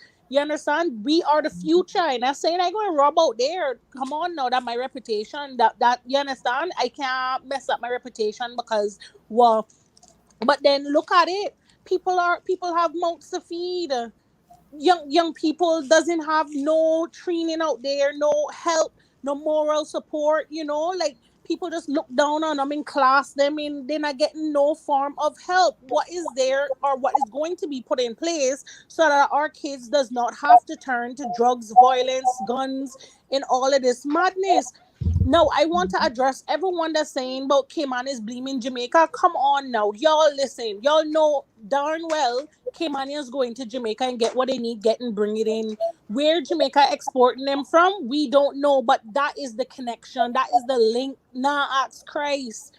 So stop acting like Jamaica NSC and then people in the comments saying about they never see bad mind until they come Cayman. Who sing more about bad mind in Jamaicans and who and a bigger bad mind in Jamaica? That way the killing coming off from Caymanians trying to be like Jamaicans, who you see started broad daylight killings. You understand? Like Caymanians are trying so hard to be like Jamaicans. You have criminals everywhere in the world. Everywhere. Nowhere is perfect. So just stop the blaming game. They need to stop. What they need to talk about is their cousins that hide in these machines that bigger than the police force. Nothing not getting no lower. Everything is getting higher. I mean, if I don't want to shoot up the place, shoot bullets in the rich areas so they can bring down the prices of lands and houses so we can afford them. Shoot, y'all killing off one another. When all we have is one another, then I'm not going to complain about people bringing in expats from as far as Afghanistan for dishwasher. Then I have to do that if I'm killing off Caymanians. Somebody got to wash the dishes. Somebody have to clean the bathrooms. Somebody have to do it. We really need something in place for young people. Albert, can you send me the link on WhatsApp? Because there are a number of people who are trying to access it and they're saying it's not working. So if we can see how to share the link separately, that would be good. What a hot mess. Del Roy says, I can't fathom why there's not a radar system in place and a requirement as such where all vessels entering or leaving Cayman Islands have to report to Harbor Master. This can be best streamlined by a requirement where all vessels being... Yeah, I mean, listen, Delroy, legal vessels know that that is the requirement, but the illegal vessels don't care about what your requirements are to come in. So they come in the wee hours of the morning under the cover of darkness. So that's fine to have those things in place. But that isn't what is actually going to happen in terms of the individuals who are seeking to circumvent the law. They're not going to check in with the harbor master and be like, oh, I'm here with my boatload of drugs and marijuana, cocaine, or whatever else that they're bringing in. So, yeah, unfortunately, that doesn't happen. What a hot mess. Okay, so Jasara says they would kill you for anything bad. Mining came out as a hell of a thing. Make I tell you that. Andrew says that Black people just very dark and illiterate. # facts. Thank you, Alric, for that. In the 80s, and police coming tear up cars, house, and all. Well, it didn't seem to stop it. I mean, we talk about these. Okay, so this is a downloadable link, looks like. We talk about these. It's a 273-page report, folks. And I think every person came on. Maybe this should be the first book in our book club, because I think we all need to read this with trying to gain some level of understanding here. Ms. Darlene says that's a fact he's stating. I saw very similar happening from way back in the 90s. Just for stepping in a person's sneakers that was white and they messed them up. That's real. DJ Yo-Yo, thank you for joining in. He says, dig deep. The issue is bigger than that. This is what comes after country running out of opportunities and people getting desperate. And the other end, and yet we get the Royal Cayman Islands Police Service worrying about open Operation Quaker and issuing speeding tickets, full food roadblocks, expired coupons instead of do real police work. They're ticketing people for driving while on their phones. But when you see them driving a police car while on their phone, who tickets them? Well, DJ Yo-Yo, no doubt you bring up some very interesting points, but I don't knock Operation Quaker Oats or whatever the heck they want to call it. I think those operations are necessary because, believe it or not, a lot of times they end up inadvertently, by mistake, catching some more serious criminals through those types of operations. So, those stop and seizure operations have their place. There's been a lot of road accidents and road fatalities because people are also out there drinking and driving, doing other things. You shouldn't have to sacrifice addressing crime as a whole just because, okay, we have Operation Quaker Oats or whatever is going on in this one corner. That shouldn't impact your ability to control your borders, to secure your borders, to still have a serious incident task force looking at all of these unsolved murders, drug incidents, blah, blah, blah, work in the streets. Like, I don't think that you have to give up one for the other, especially when we have how many police officers, Alric? We have a lot. And we throw a lot of money at policing in Cayman. So I don't know that they have to give up checking coupons to do other stuff as well. Was that report put out in the public, said Jess? Yeah. This report is as long as, 15 years ago.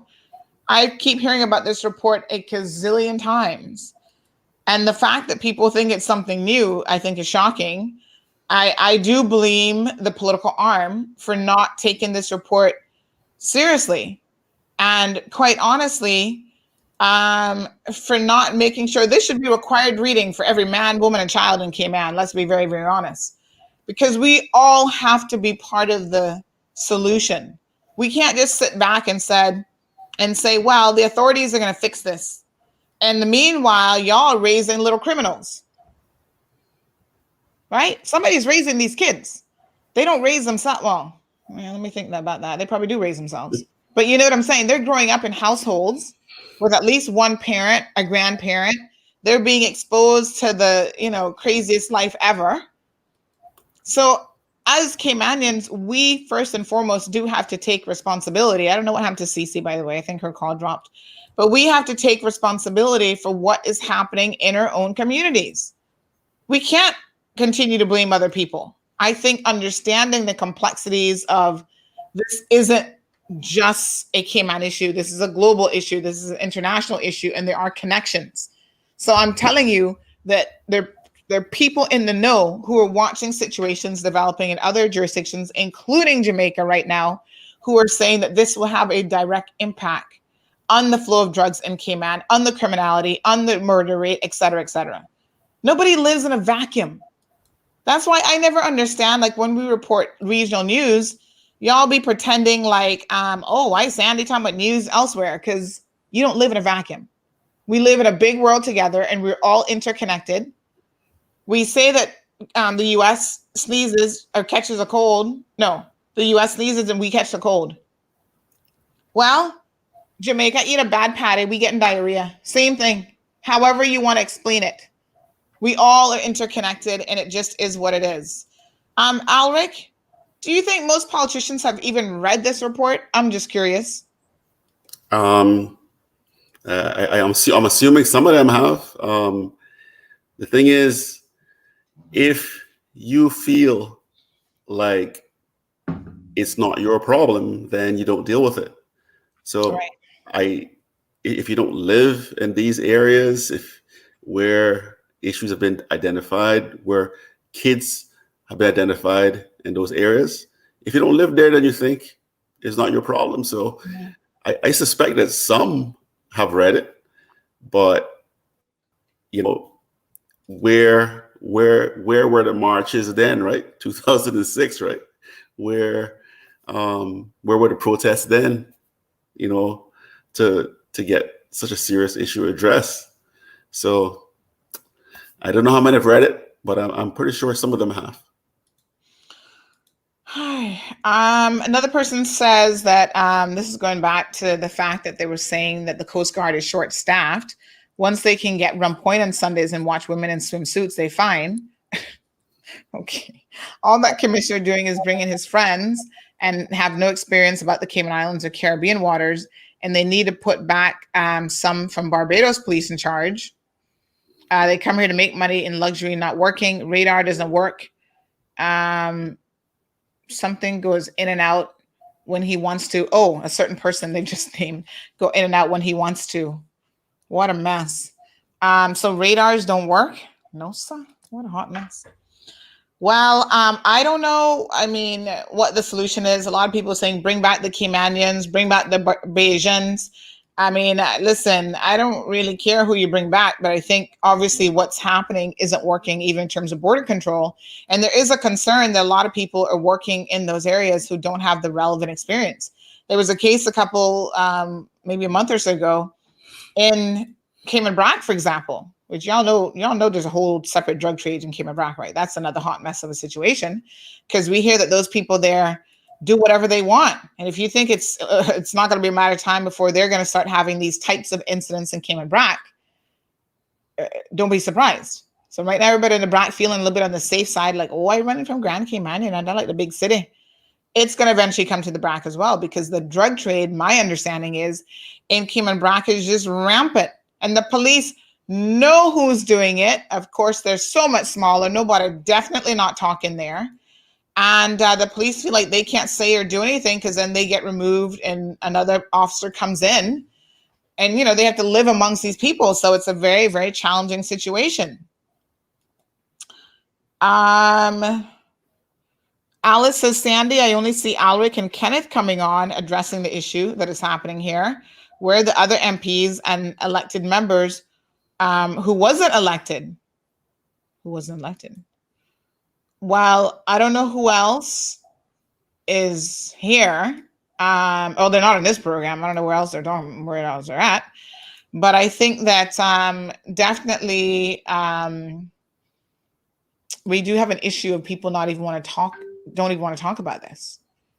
And this is a problem. If you cannot have a frank and open discussion about what's happening, and that's one of the reasons why on this program, this is called the Cold Hard Truth, we talk about it whether you like it or not. We're not really business, because I think that if you can't even talk about it and try to figure out what's really going on here, what hope is there? I mean, honest to God, what are we going to do? Let's go to some Instagram. Lily Bell says Cayman Brac is all right. Those old people still ill, got their firearms unlocked. No lie, I have seen some real bush weed in Cayman, some saltwater weed. Somebody's laughing at the Rum Point comment, says, what a hot mess. Radars do work, says another person. Salts and pray.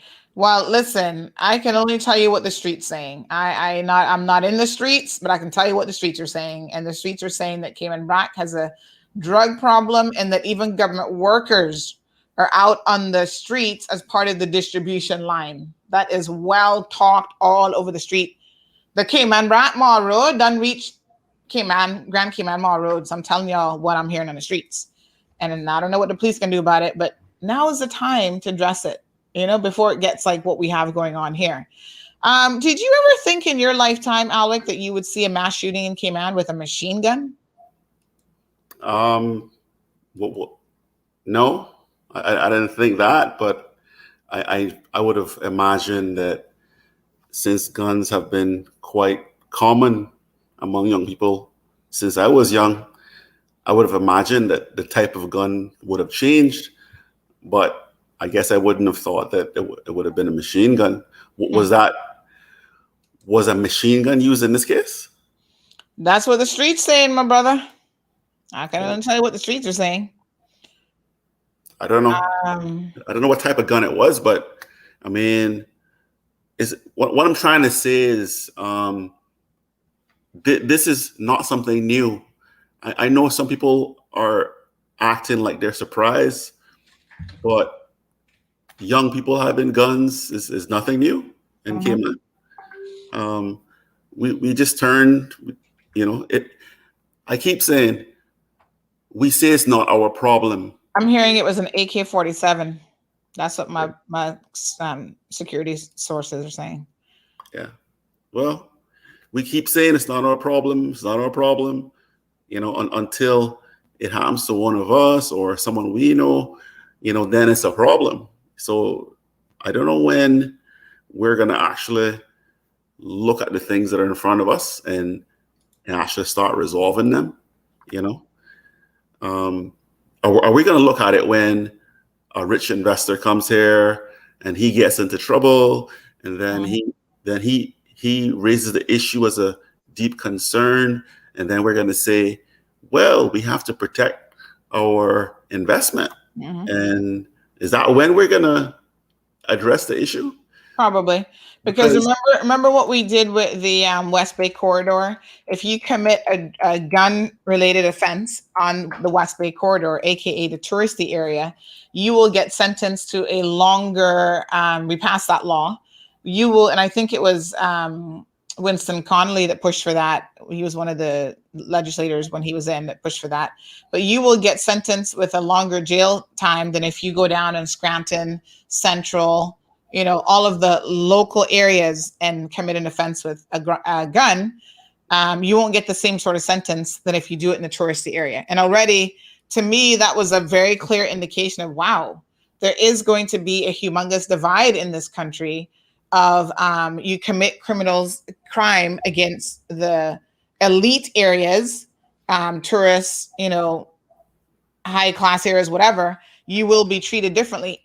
All gun crimes should carry the most serious consequences, not an increased sentence, my apologies, if you do it just in a specific area, such as, a touristy area. Yeah. I don't know. I mean, I hate to see, our own young people killing each other. I hate to see that. I know there are a lot of opportunities for positive things for people to be involved in. A lot of young people get involved in those positive things, but we also have the other side where there are young people who are ignored when it comes to what's happening in their life and their issues and jobs and et cetera, et cetera. That's the other side of the equation. People are being ignored. When you look at rehabilitation in Cayman, I know there are programs at the prison, carpentry, mechanic. Those programs are in the prison. But the issue is, in many occasions, when you leave prison and people see that you have a certain offense on your, on your record, they're not going to hire you. They're not going to hire you. So that's another issue as well. Again, I'm not making excuses for anyone. I'm just saying that these are some of the realities. If it's on your record, you probably won't get a job. And then if you don't get a job, what do you do then, right? You go back into the system. You go back into the system. You get in trouble, back in prison. Rehab, but it's probably not entirely effective. And prison culture is another culture as well, right? So the world has moved on while you're in prison as well. When you talk about technology, when you come out, if you've been in prison for a long time, you come out of prison, and then you also have to catch up with the technology in order to just do your job as well. I mean, there's a lot of stuff happening, man. The problem is that the things aren't being addressed. That's a real issue. Not addressing the issue, turning a blind eye to it. It not happening to me, happening to somebody else, it happening in another neighborhood, not my neighborhood. Just address the issue.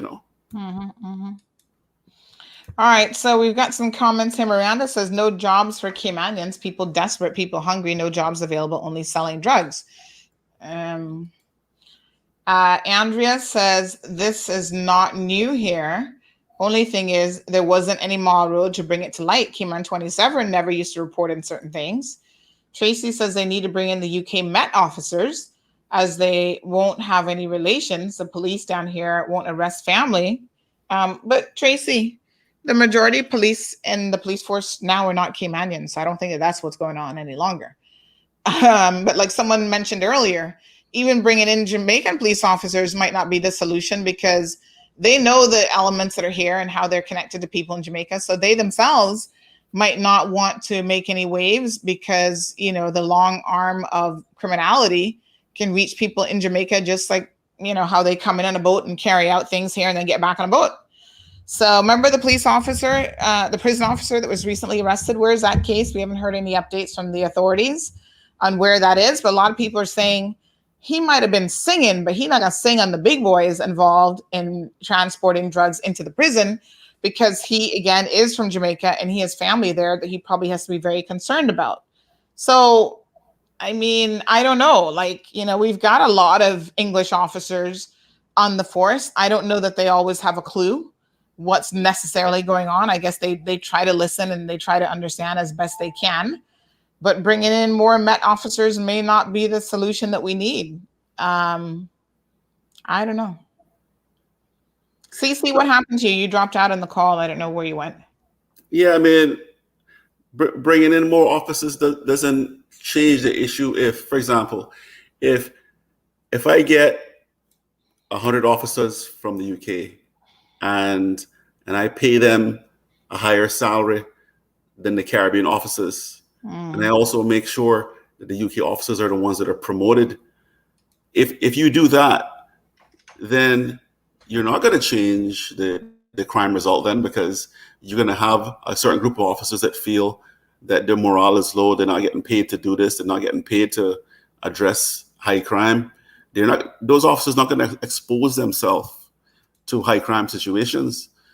So when someone says bringing in more officers, the act of bringing in more officers won't necessarily change anything, especially if you treat officers differently based on their backgrounds. If the Caribbean officers are not being promoted, their morale is not being increased, but the other officers are getting paid better, they're living 7 Mile Beach or wherever.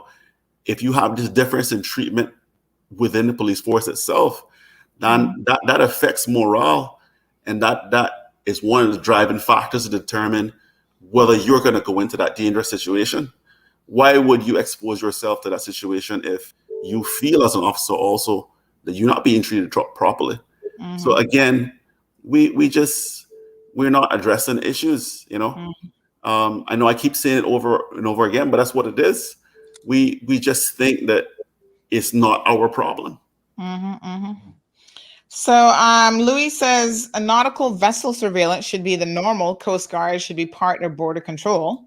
Well, Coast Guard was just formed. I guess they don't fall under border control, but obviously they are agencies that should be working very, very closely together. I don't know how well it's working out, but Cece says she's here fasting in the comments. Well, she's back on the show now. Someone else sent us a WhatsApp message saying that the last prison officer that agreed to sing was killed. His name is Lake. This one was taking drugs into the prison and then they name a certain known criminal who was incarcerated at the time. I don't remember that situation when that happened, but there you have it. Somebody else wants the link to join. Hold on one second. Cece, you're back. Yeah, what I want to say, right, Sandy, is that the problem is you have Caymanians officers that have been with the force for years and they don't get a promotion. You understand? You have officers that do ramping, man. You have Caymanian officers that have this island best interest at heart, but they're being shunned, they're being blocked from opportunities again. How is it you going to see a post being open for chief or sergeant or all these stuff, and you're going to bring in an expat to fill that position, and you have qualified, capable Caymanians that can do the job? What expat know about Cayman that a Caymanian do know about where they were born and raised? This is we need to start from the actual problem, which is the police force. Cause that not supposed to name Cayman Royal Police Force. That's supposed to name Jamaica's Royal Cayman Station. Because they're not hiring Caymanians. Look at simple job as community safety officers. They're hiring Jamaicans for the post. Why Caymanians can't do that job? What kind of degree or CXC or O level you need to do a community safety officer job? It's one friend helping another friend. That's where the corruption begins. And we need to, if we're going to deal with the problem, we need to go do a clean sweep, come right up. From police, immigration, from customs, the ever government entity. Because it helping friends get through and do what they need to do. They pick and choose who to make abide by the law and who to get by breaking the law. And it's rubbish. We cannot accept change. Elizabeth says it's a buddy system going on at the RCAPS. Sadie says exactly what it is. The price of guns and type of weed. Good morning, Louisa. Good morning, Nathania. Let me see here. Alice says we can't keep putting the blame on the police officers. We, the people, need to step out and speak up as well. Well, I think Alice, we need to do more than step out and speak up. We need to make sure that we're not part of the problem. Like we're not raising criminals. I mean, let's be honest here. Sandy, you remember the time where police had confiscated so much weed and it had got stolen from the police station? No, they always getting stuff stolen up in that jail. I mean, it's happened a few times. You still not say the police not a problem? All right, let me read a comment here. Let me see. So this person reminds us that this idea of informers being targeted isn't anything new. So they had mentioned that there was, a former prison officer who was killed. The officer was convicted, and in exchange for doing his time in his home country instead of here by the prison, he agreed to give evidence against a certain known criminal again in the prison. He was shot by his house by so-and-so right here in Cayman.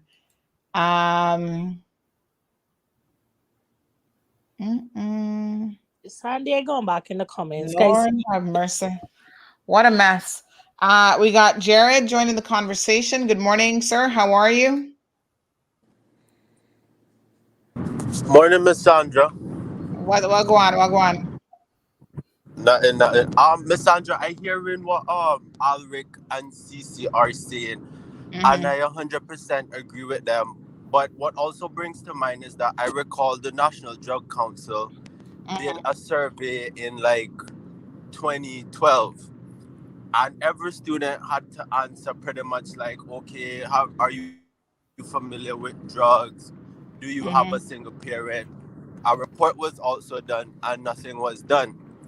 To bring to light also, Caymanians are having a hard time finding jobs because what companies are doing is that everybody is putting a Caymanian in an intern position and just holding them in that position without even moving them up.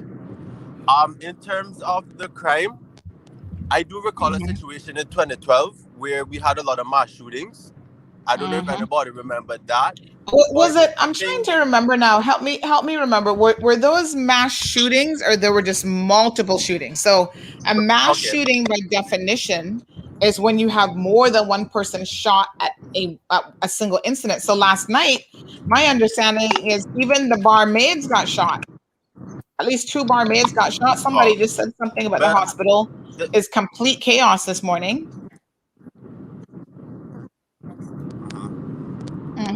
But I don't know. But I think the one in 2012 was gang related. But none of this crime was happening, and people died. The thing at the end of the day is that I think the attitude that has to be taken is that every Caymanian must learn, and every Caymanian should learn. Because what this is all attributing to is the breakdown in when people don't get qualifications. And I do see the side effect of like, when you get qualifications, you can't get a job. So to a Caymanian, this situation can look very defeating. You have a master's, you have a bachelor's, you have associates, and people telling you, say, you're overqualified. So the likelihood of the average Joe to say, okay, well, let me go try see if I can get a little thing and get a job when the government isn't really like putting their foot down. Now, when it comes to the RCIPS, Miss Sandra, they do their job, but they're not physically present. The amount of accidents that are on the road, it indicates the presence of the police, and they are not doing it. The only time they want to do something is when they want to do a special operation, Quaker or whoever, and that's not going to work. The police officers need to get out on the road and be there and say, okay, what's going on? Walk the beat consistently. Because people are having accidents because they know, oh, nothing bad going to happen, this and that, rate. But my thing is unfair treatment is going on right across the board, because how is it they can dig up the past in records of Caymanians, but they hired a whole police officer that was on a murder trial back in his country? You understand? Caymanians are being blocked. Nah, it's crazy.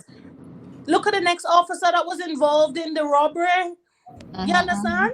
Like, come on. You don't hear this kind of foolishness with Cayman officers. They're too frightened for expats. They need to hire and train Caymanians. See where they bring in these expats and train them. They need to train Caymanians. All right. Here's another comment. That's true. And I think... Yes, my dear. Go ahead.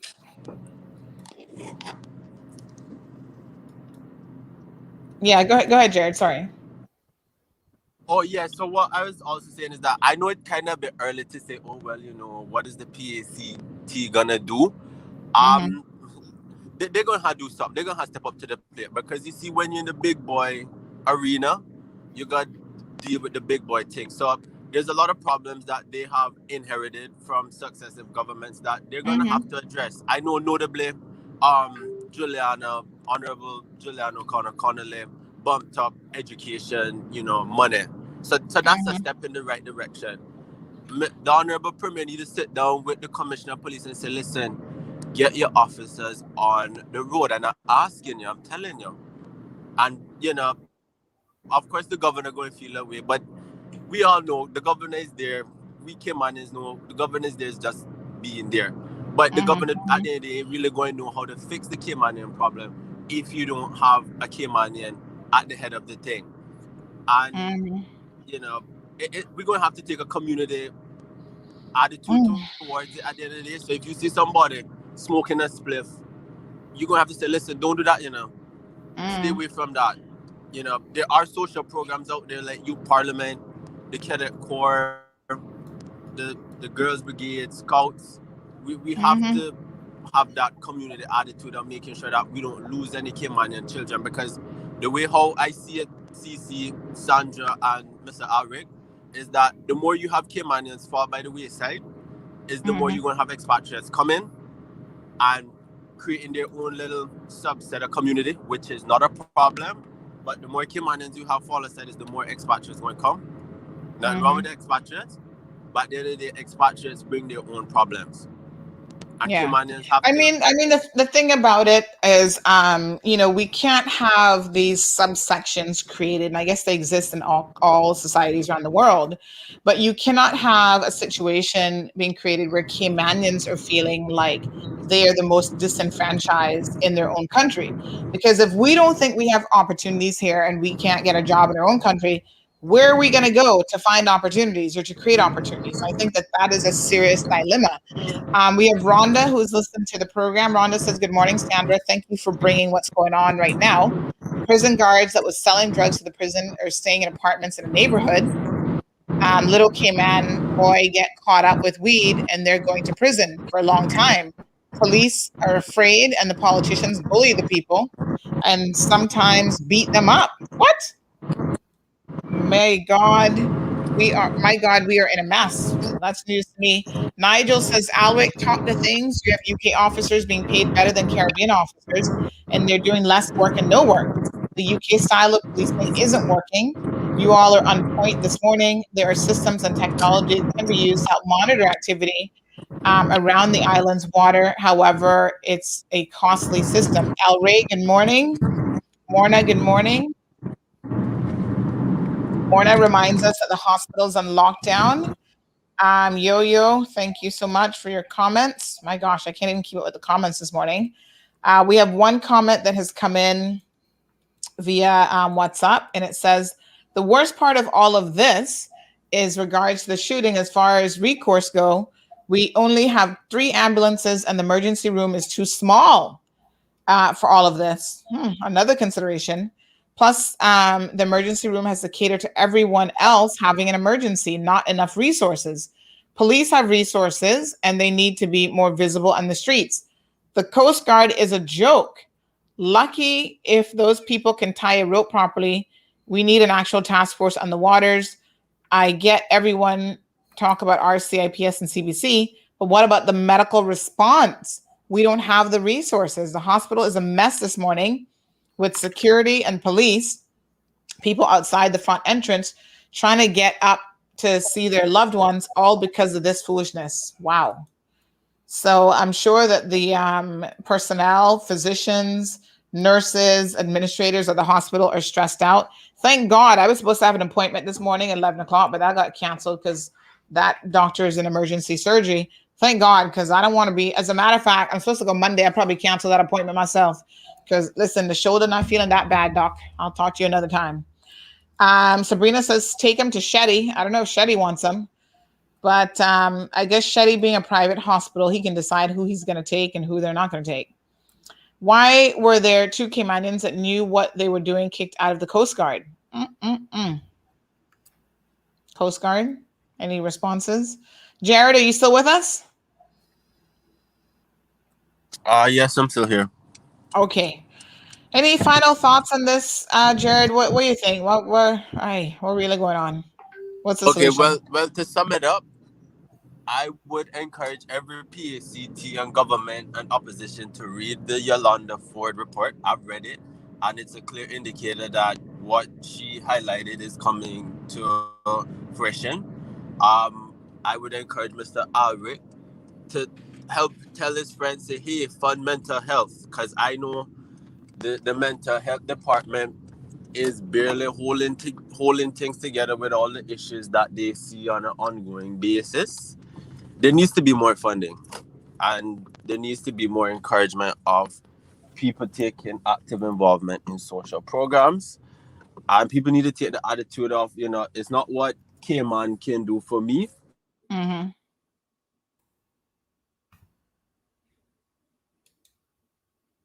Uh-oh. Did we lose you? All right, so Instagram people complaining that they're not getting their comments read. So let's have a look at this while Jared comes back online. Folks, don't forget that you can just click on a link and join the program at any time. One person says Cayman has way too many human rights, so the police can't do ish. Is that the problem? I'm not so sure that that's the problem. But majority of these officers in the Cayman Islands are retired from their home country, says Lily. Post-retirement mode. Robbie says snitches get stitches. Clearly that is something that needs to change. Stop passing around the video of the youth, please.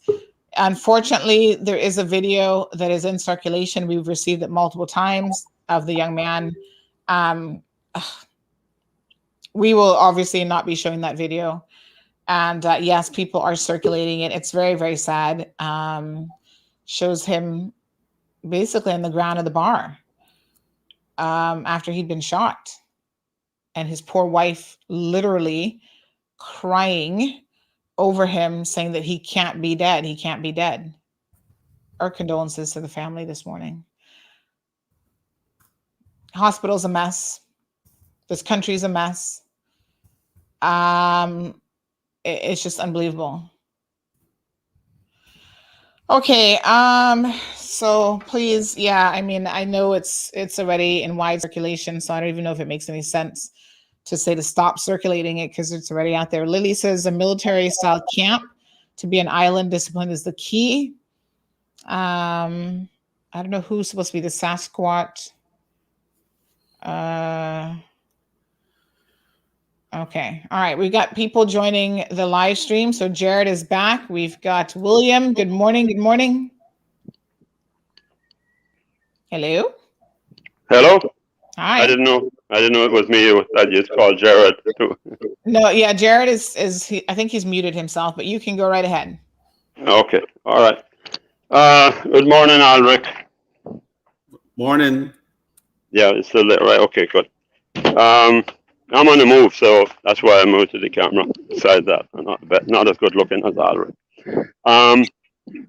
So, Alric, you brought up about the Yolanda Ford report. And, like so many other good reports that have been done, the 1975 Draft Development Plan, the 1992 Tourism Plan, the Vision 2008, and all of these things that would have been good for Cayman, but not so good for certain special interests that are able to control the government to their own advantage at the exclusion of others, of most Caymanians, that is. None of this of what's happening is very surprising after you read those reports. You have a prison system that the only time they do arrests of people up there for bringing in drugs is when somebody tries to operate outside of the drug business in prison. And if you operate within the drug business of prison, then everything is cool, because they will tell you that if they try to stop the use of marijuana and ganja and ganja, marijuana, same thing, cocaine in the prison, that they would have a prison riot. This is known for decades. Right? I have one stage of the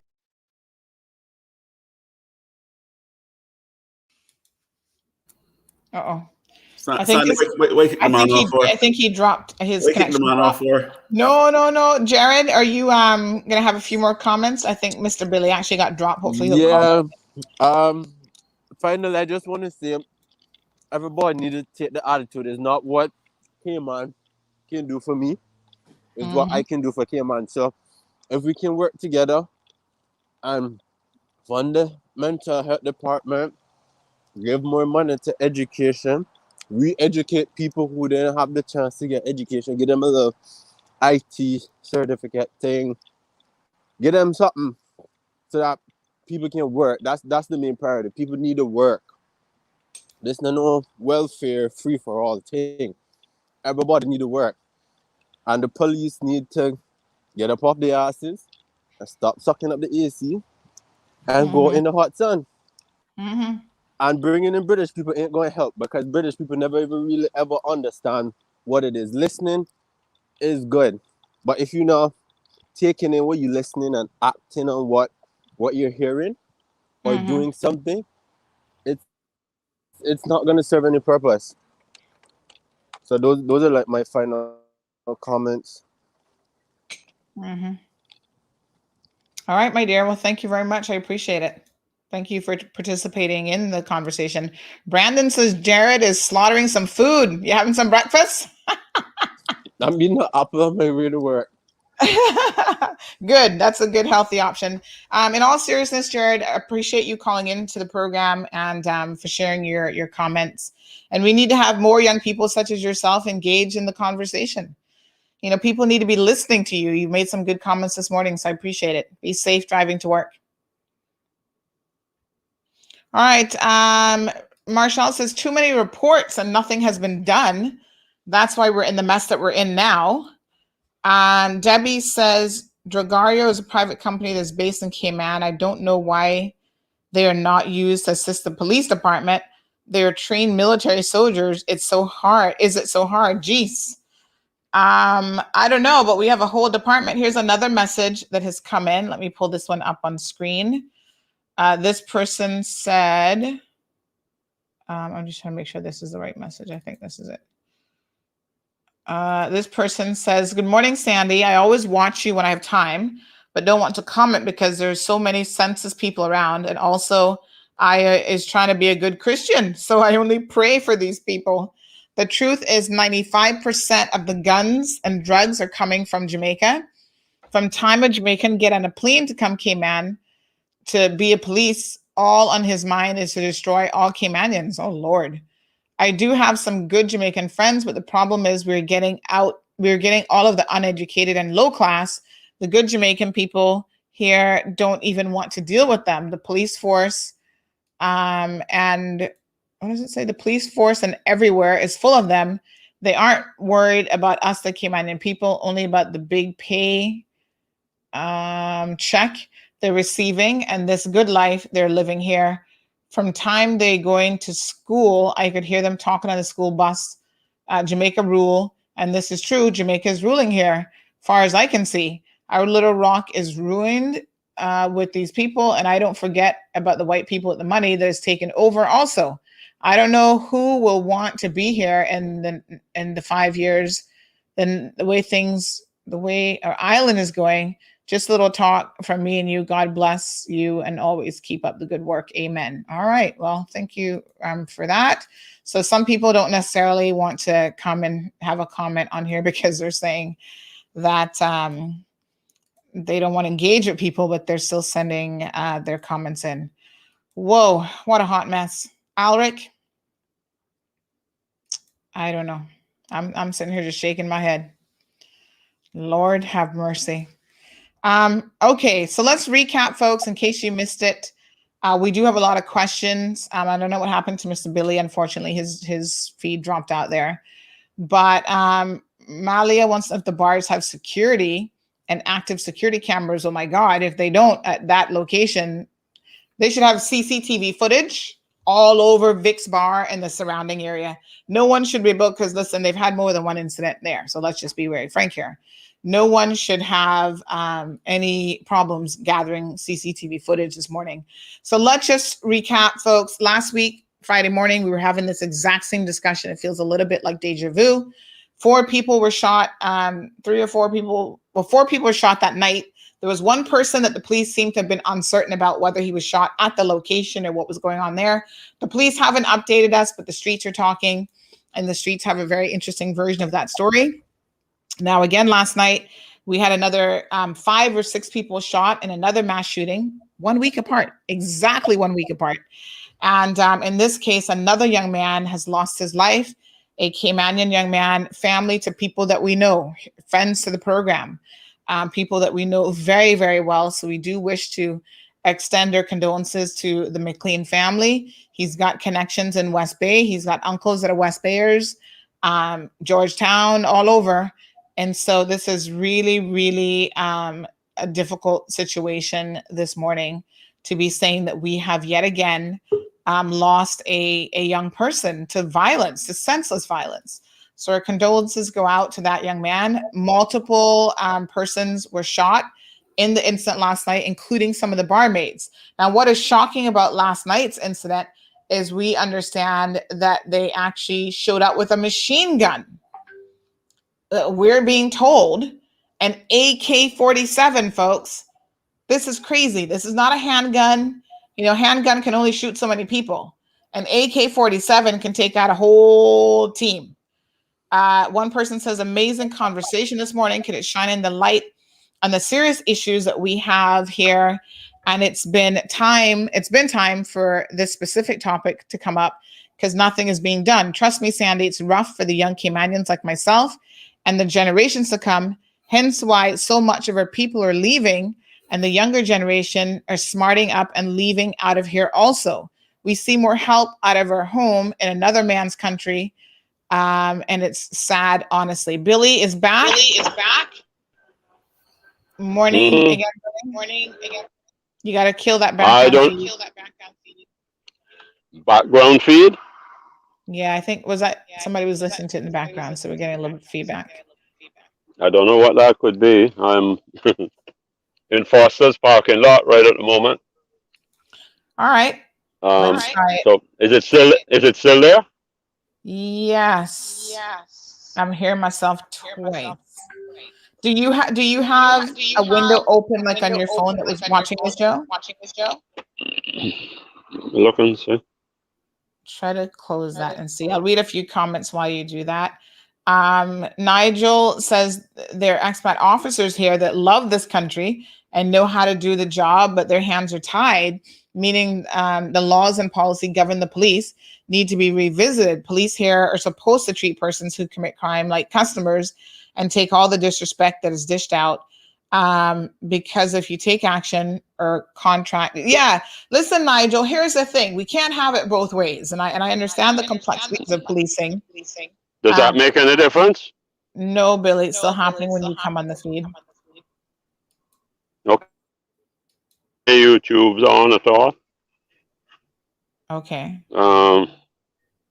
Let me just respond to Nigel's point, right? So this is why taking everything else off. Yeah, it sounds okay now, Billy. Just hold on one second. WhatsApp is off, so only Chrome is on now. Okay, I think you. I was going to tell him he sounded fine just now. He just came out again. So the one thing I want to say, Nigel, is you can't have it both ways. So we have restrictions. We have human rights. Everybody gets up in arms when one of their loved ones gets involved in an incident. Remember the young man with the on the bike, the illegal bike being chased, and everybody's like, "Oh no, the police need to be arrested. They roughed him up." Blah blah blah. You need to decide. You need to pick and choose. We can't have a lawless police because we see, again, not trying to point fingers at Jamaica, but this is a fact. Jamaica has one of the worst human rights violations when it comes to their police officers. In other words, their police officers, according to human rights agencies all over the world, don't know how to treat people. They will shoot a pregnant woman, as they have, for cursing at them and killing her and her baby. So you can't say to the police, go out there and take the word service out of your name and put back force and use force against people, ignore people's human rights, and just beat people up regardless of whether you think they're innocent, guilty, or whatever. You can't have that dialogue occurring in the community. And then at the same time, when it happens to your family member, gets pulled off a bike by a police officer, then all of a sudden you're like, oh no, well, this can't go. We're going to try and sue the police. We can't be talking out of both sides of our mouths. And the honest truth is we have to hold the police responsible for their behavior. So we can't give them free rein to be able to break the law, because I've never seen anywhere in the world where police officers who have that type of power where they can do whatever they want and they can break the law really being all that effective. So I think we need to understand what sort of narrative we're engaging in if we think that that is part of the solution. Billy, let's try it again. All right. Besides saying hello, what else you heard? Well, we heard quite a bit the last time, but you can. Yeah, I'm still getting feedback, but that's okay. Just go ahead. Yeah, I don't know what the. No, were we talking about the plans that have been done and not implemented?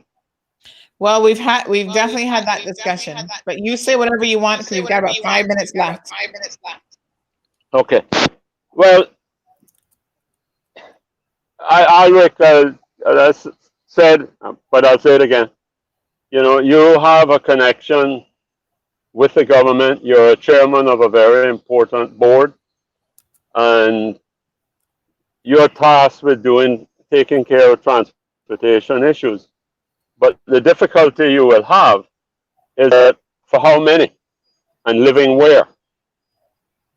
And how are you going to design roads when you have some parts of government and society wanting to take our population to 150,000 people as fast as possible so that they can fill up the commercial establishment that they've built?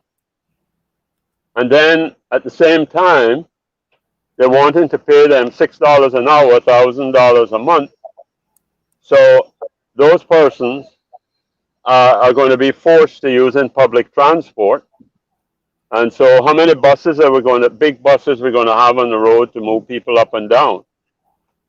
And it's impossible. You don't have the master ground transportation plan thrown through the window, the physical development plan, 1975, another good one in 2001, thrown through the window, Vision 2008, thrown through the window, the Yolanda Ford report, trampled on and totally ignored.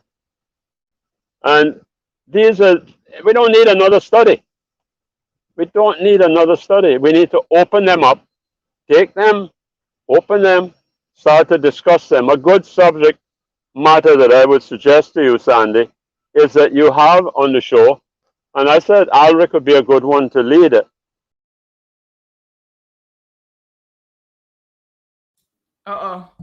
Looks like Billy gone again. I don't know what happened.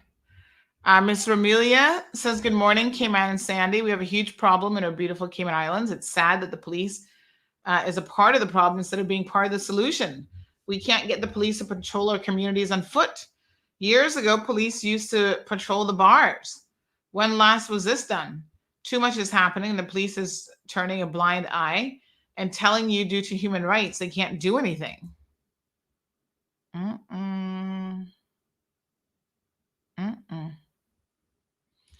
Olive says, and y'all know damn well knows how a lot of these guns get in, who bringing them in. Stop the gun bleaming on Jamaica, she says. It's bad enough for Jamaica to deal with the guns violence in Jamaica as long as y'all keep pointing fingers at one end and turn a blind eye to the other. But that's not what's happening, Olive. Have you been listening? Olive, have you listened to the program this morning? I beseech you to listen with a view to understanding. That's not what's happening, but no one can tell you that 90% of the guns do not come in via the Jamaica route. That's a fact. Don't get upset with facts. Embrace them because they help you to find solutions, folks. Ralston, big up yourself. Thank you. Ralston is suggesting we study scriptures. Well, no, enough of that going on, Cayman Brack, and every single church on Sunday, and I'm not sure that that's helping. But no harm, I guess. Keep studying. Sadie says, going back and forth about what's the most dangerous, what will the necessary authorities do? Well, we're asking them to come forward and tell us what their anti-crime strategy is. We're all keen to hear it. Alric, unmute yourself, my dear, and give us some final comments. I don't want to sound like you're beating a dead horse here. I mean, well, keep beating it because nobody not listening. Well, that's the thing, right?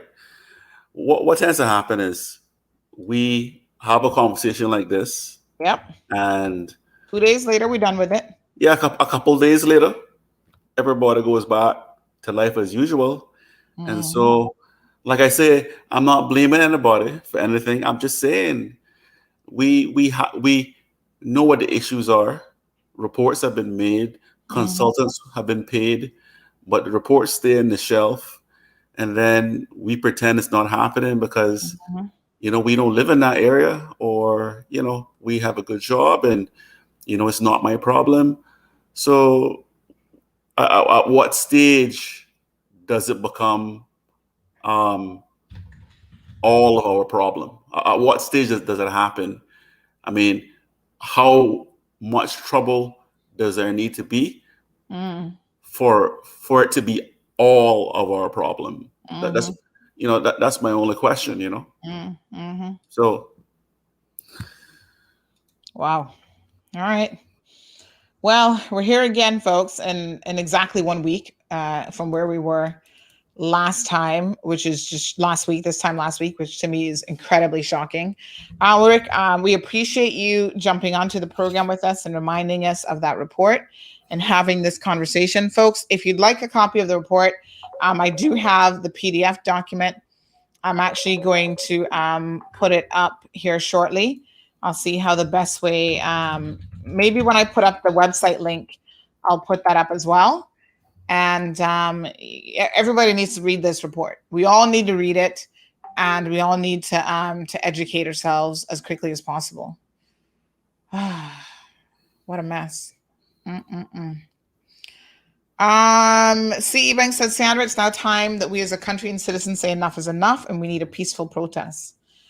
Well, we need more than that right now. Again, folks, condolences are going out to the McLean family this morning. Like I said, I don't know his mom well, but I do see her all the time when I go to a particular government department. A very nice lady. His uncle has reached out this morning saying that he's related on the father's side. And another life has been senselessly lost as a result of gun violence in the Cayman Islands. This time, with an AK-47, it is being alleged, which is just shocking in and of itself. So, Mark, I can't tell you where Jamaica getting them from, but we are part of the transport route. So a large part of the gun trade does come via Haiti to Jamaica. And then don't ask me nothing about where Haiti getting it from, because I don't know about all that.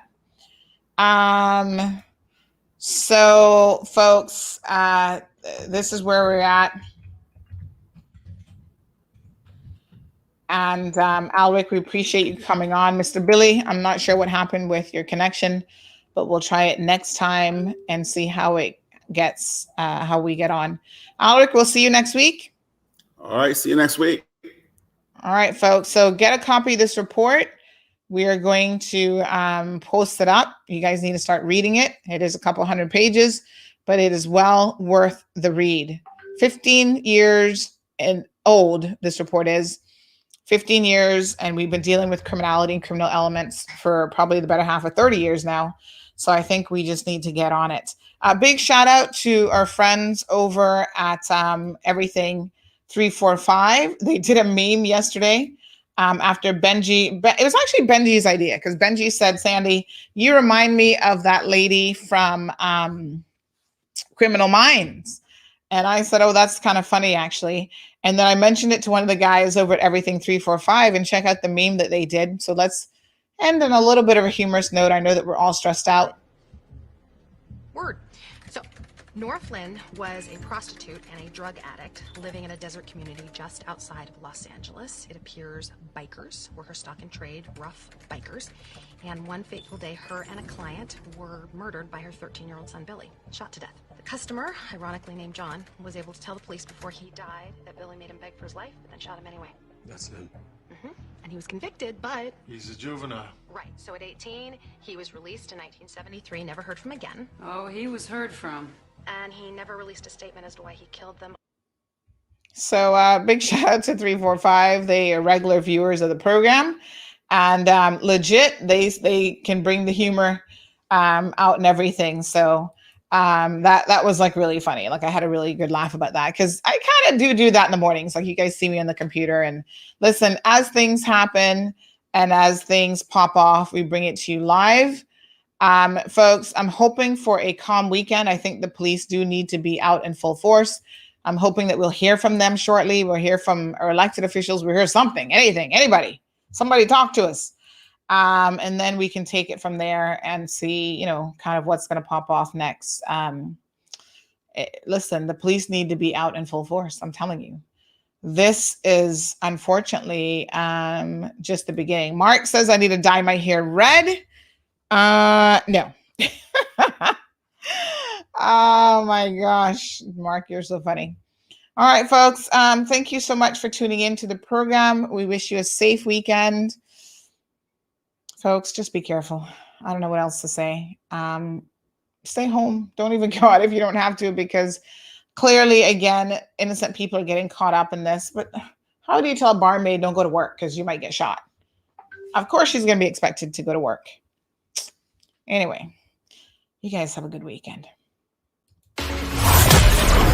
Thank you for tuning in to another edition of The Cold Hard Truth. Make sure to check Facebook for showtimes and more information and the latest news at CaymanMarlRoad.com. Subscribe to our IG and Facebook pages to get the latest happenings.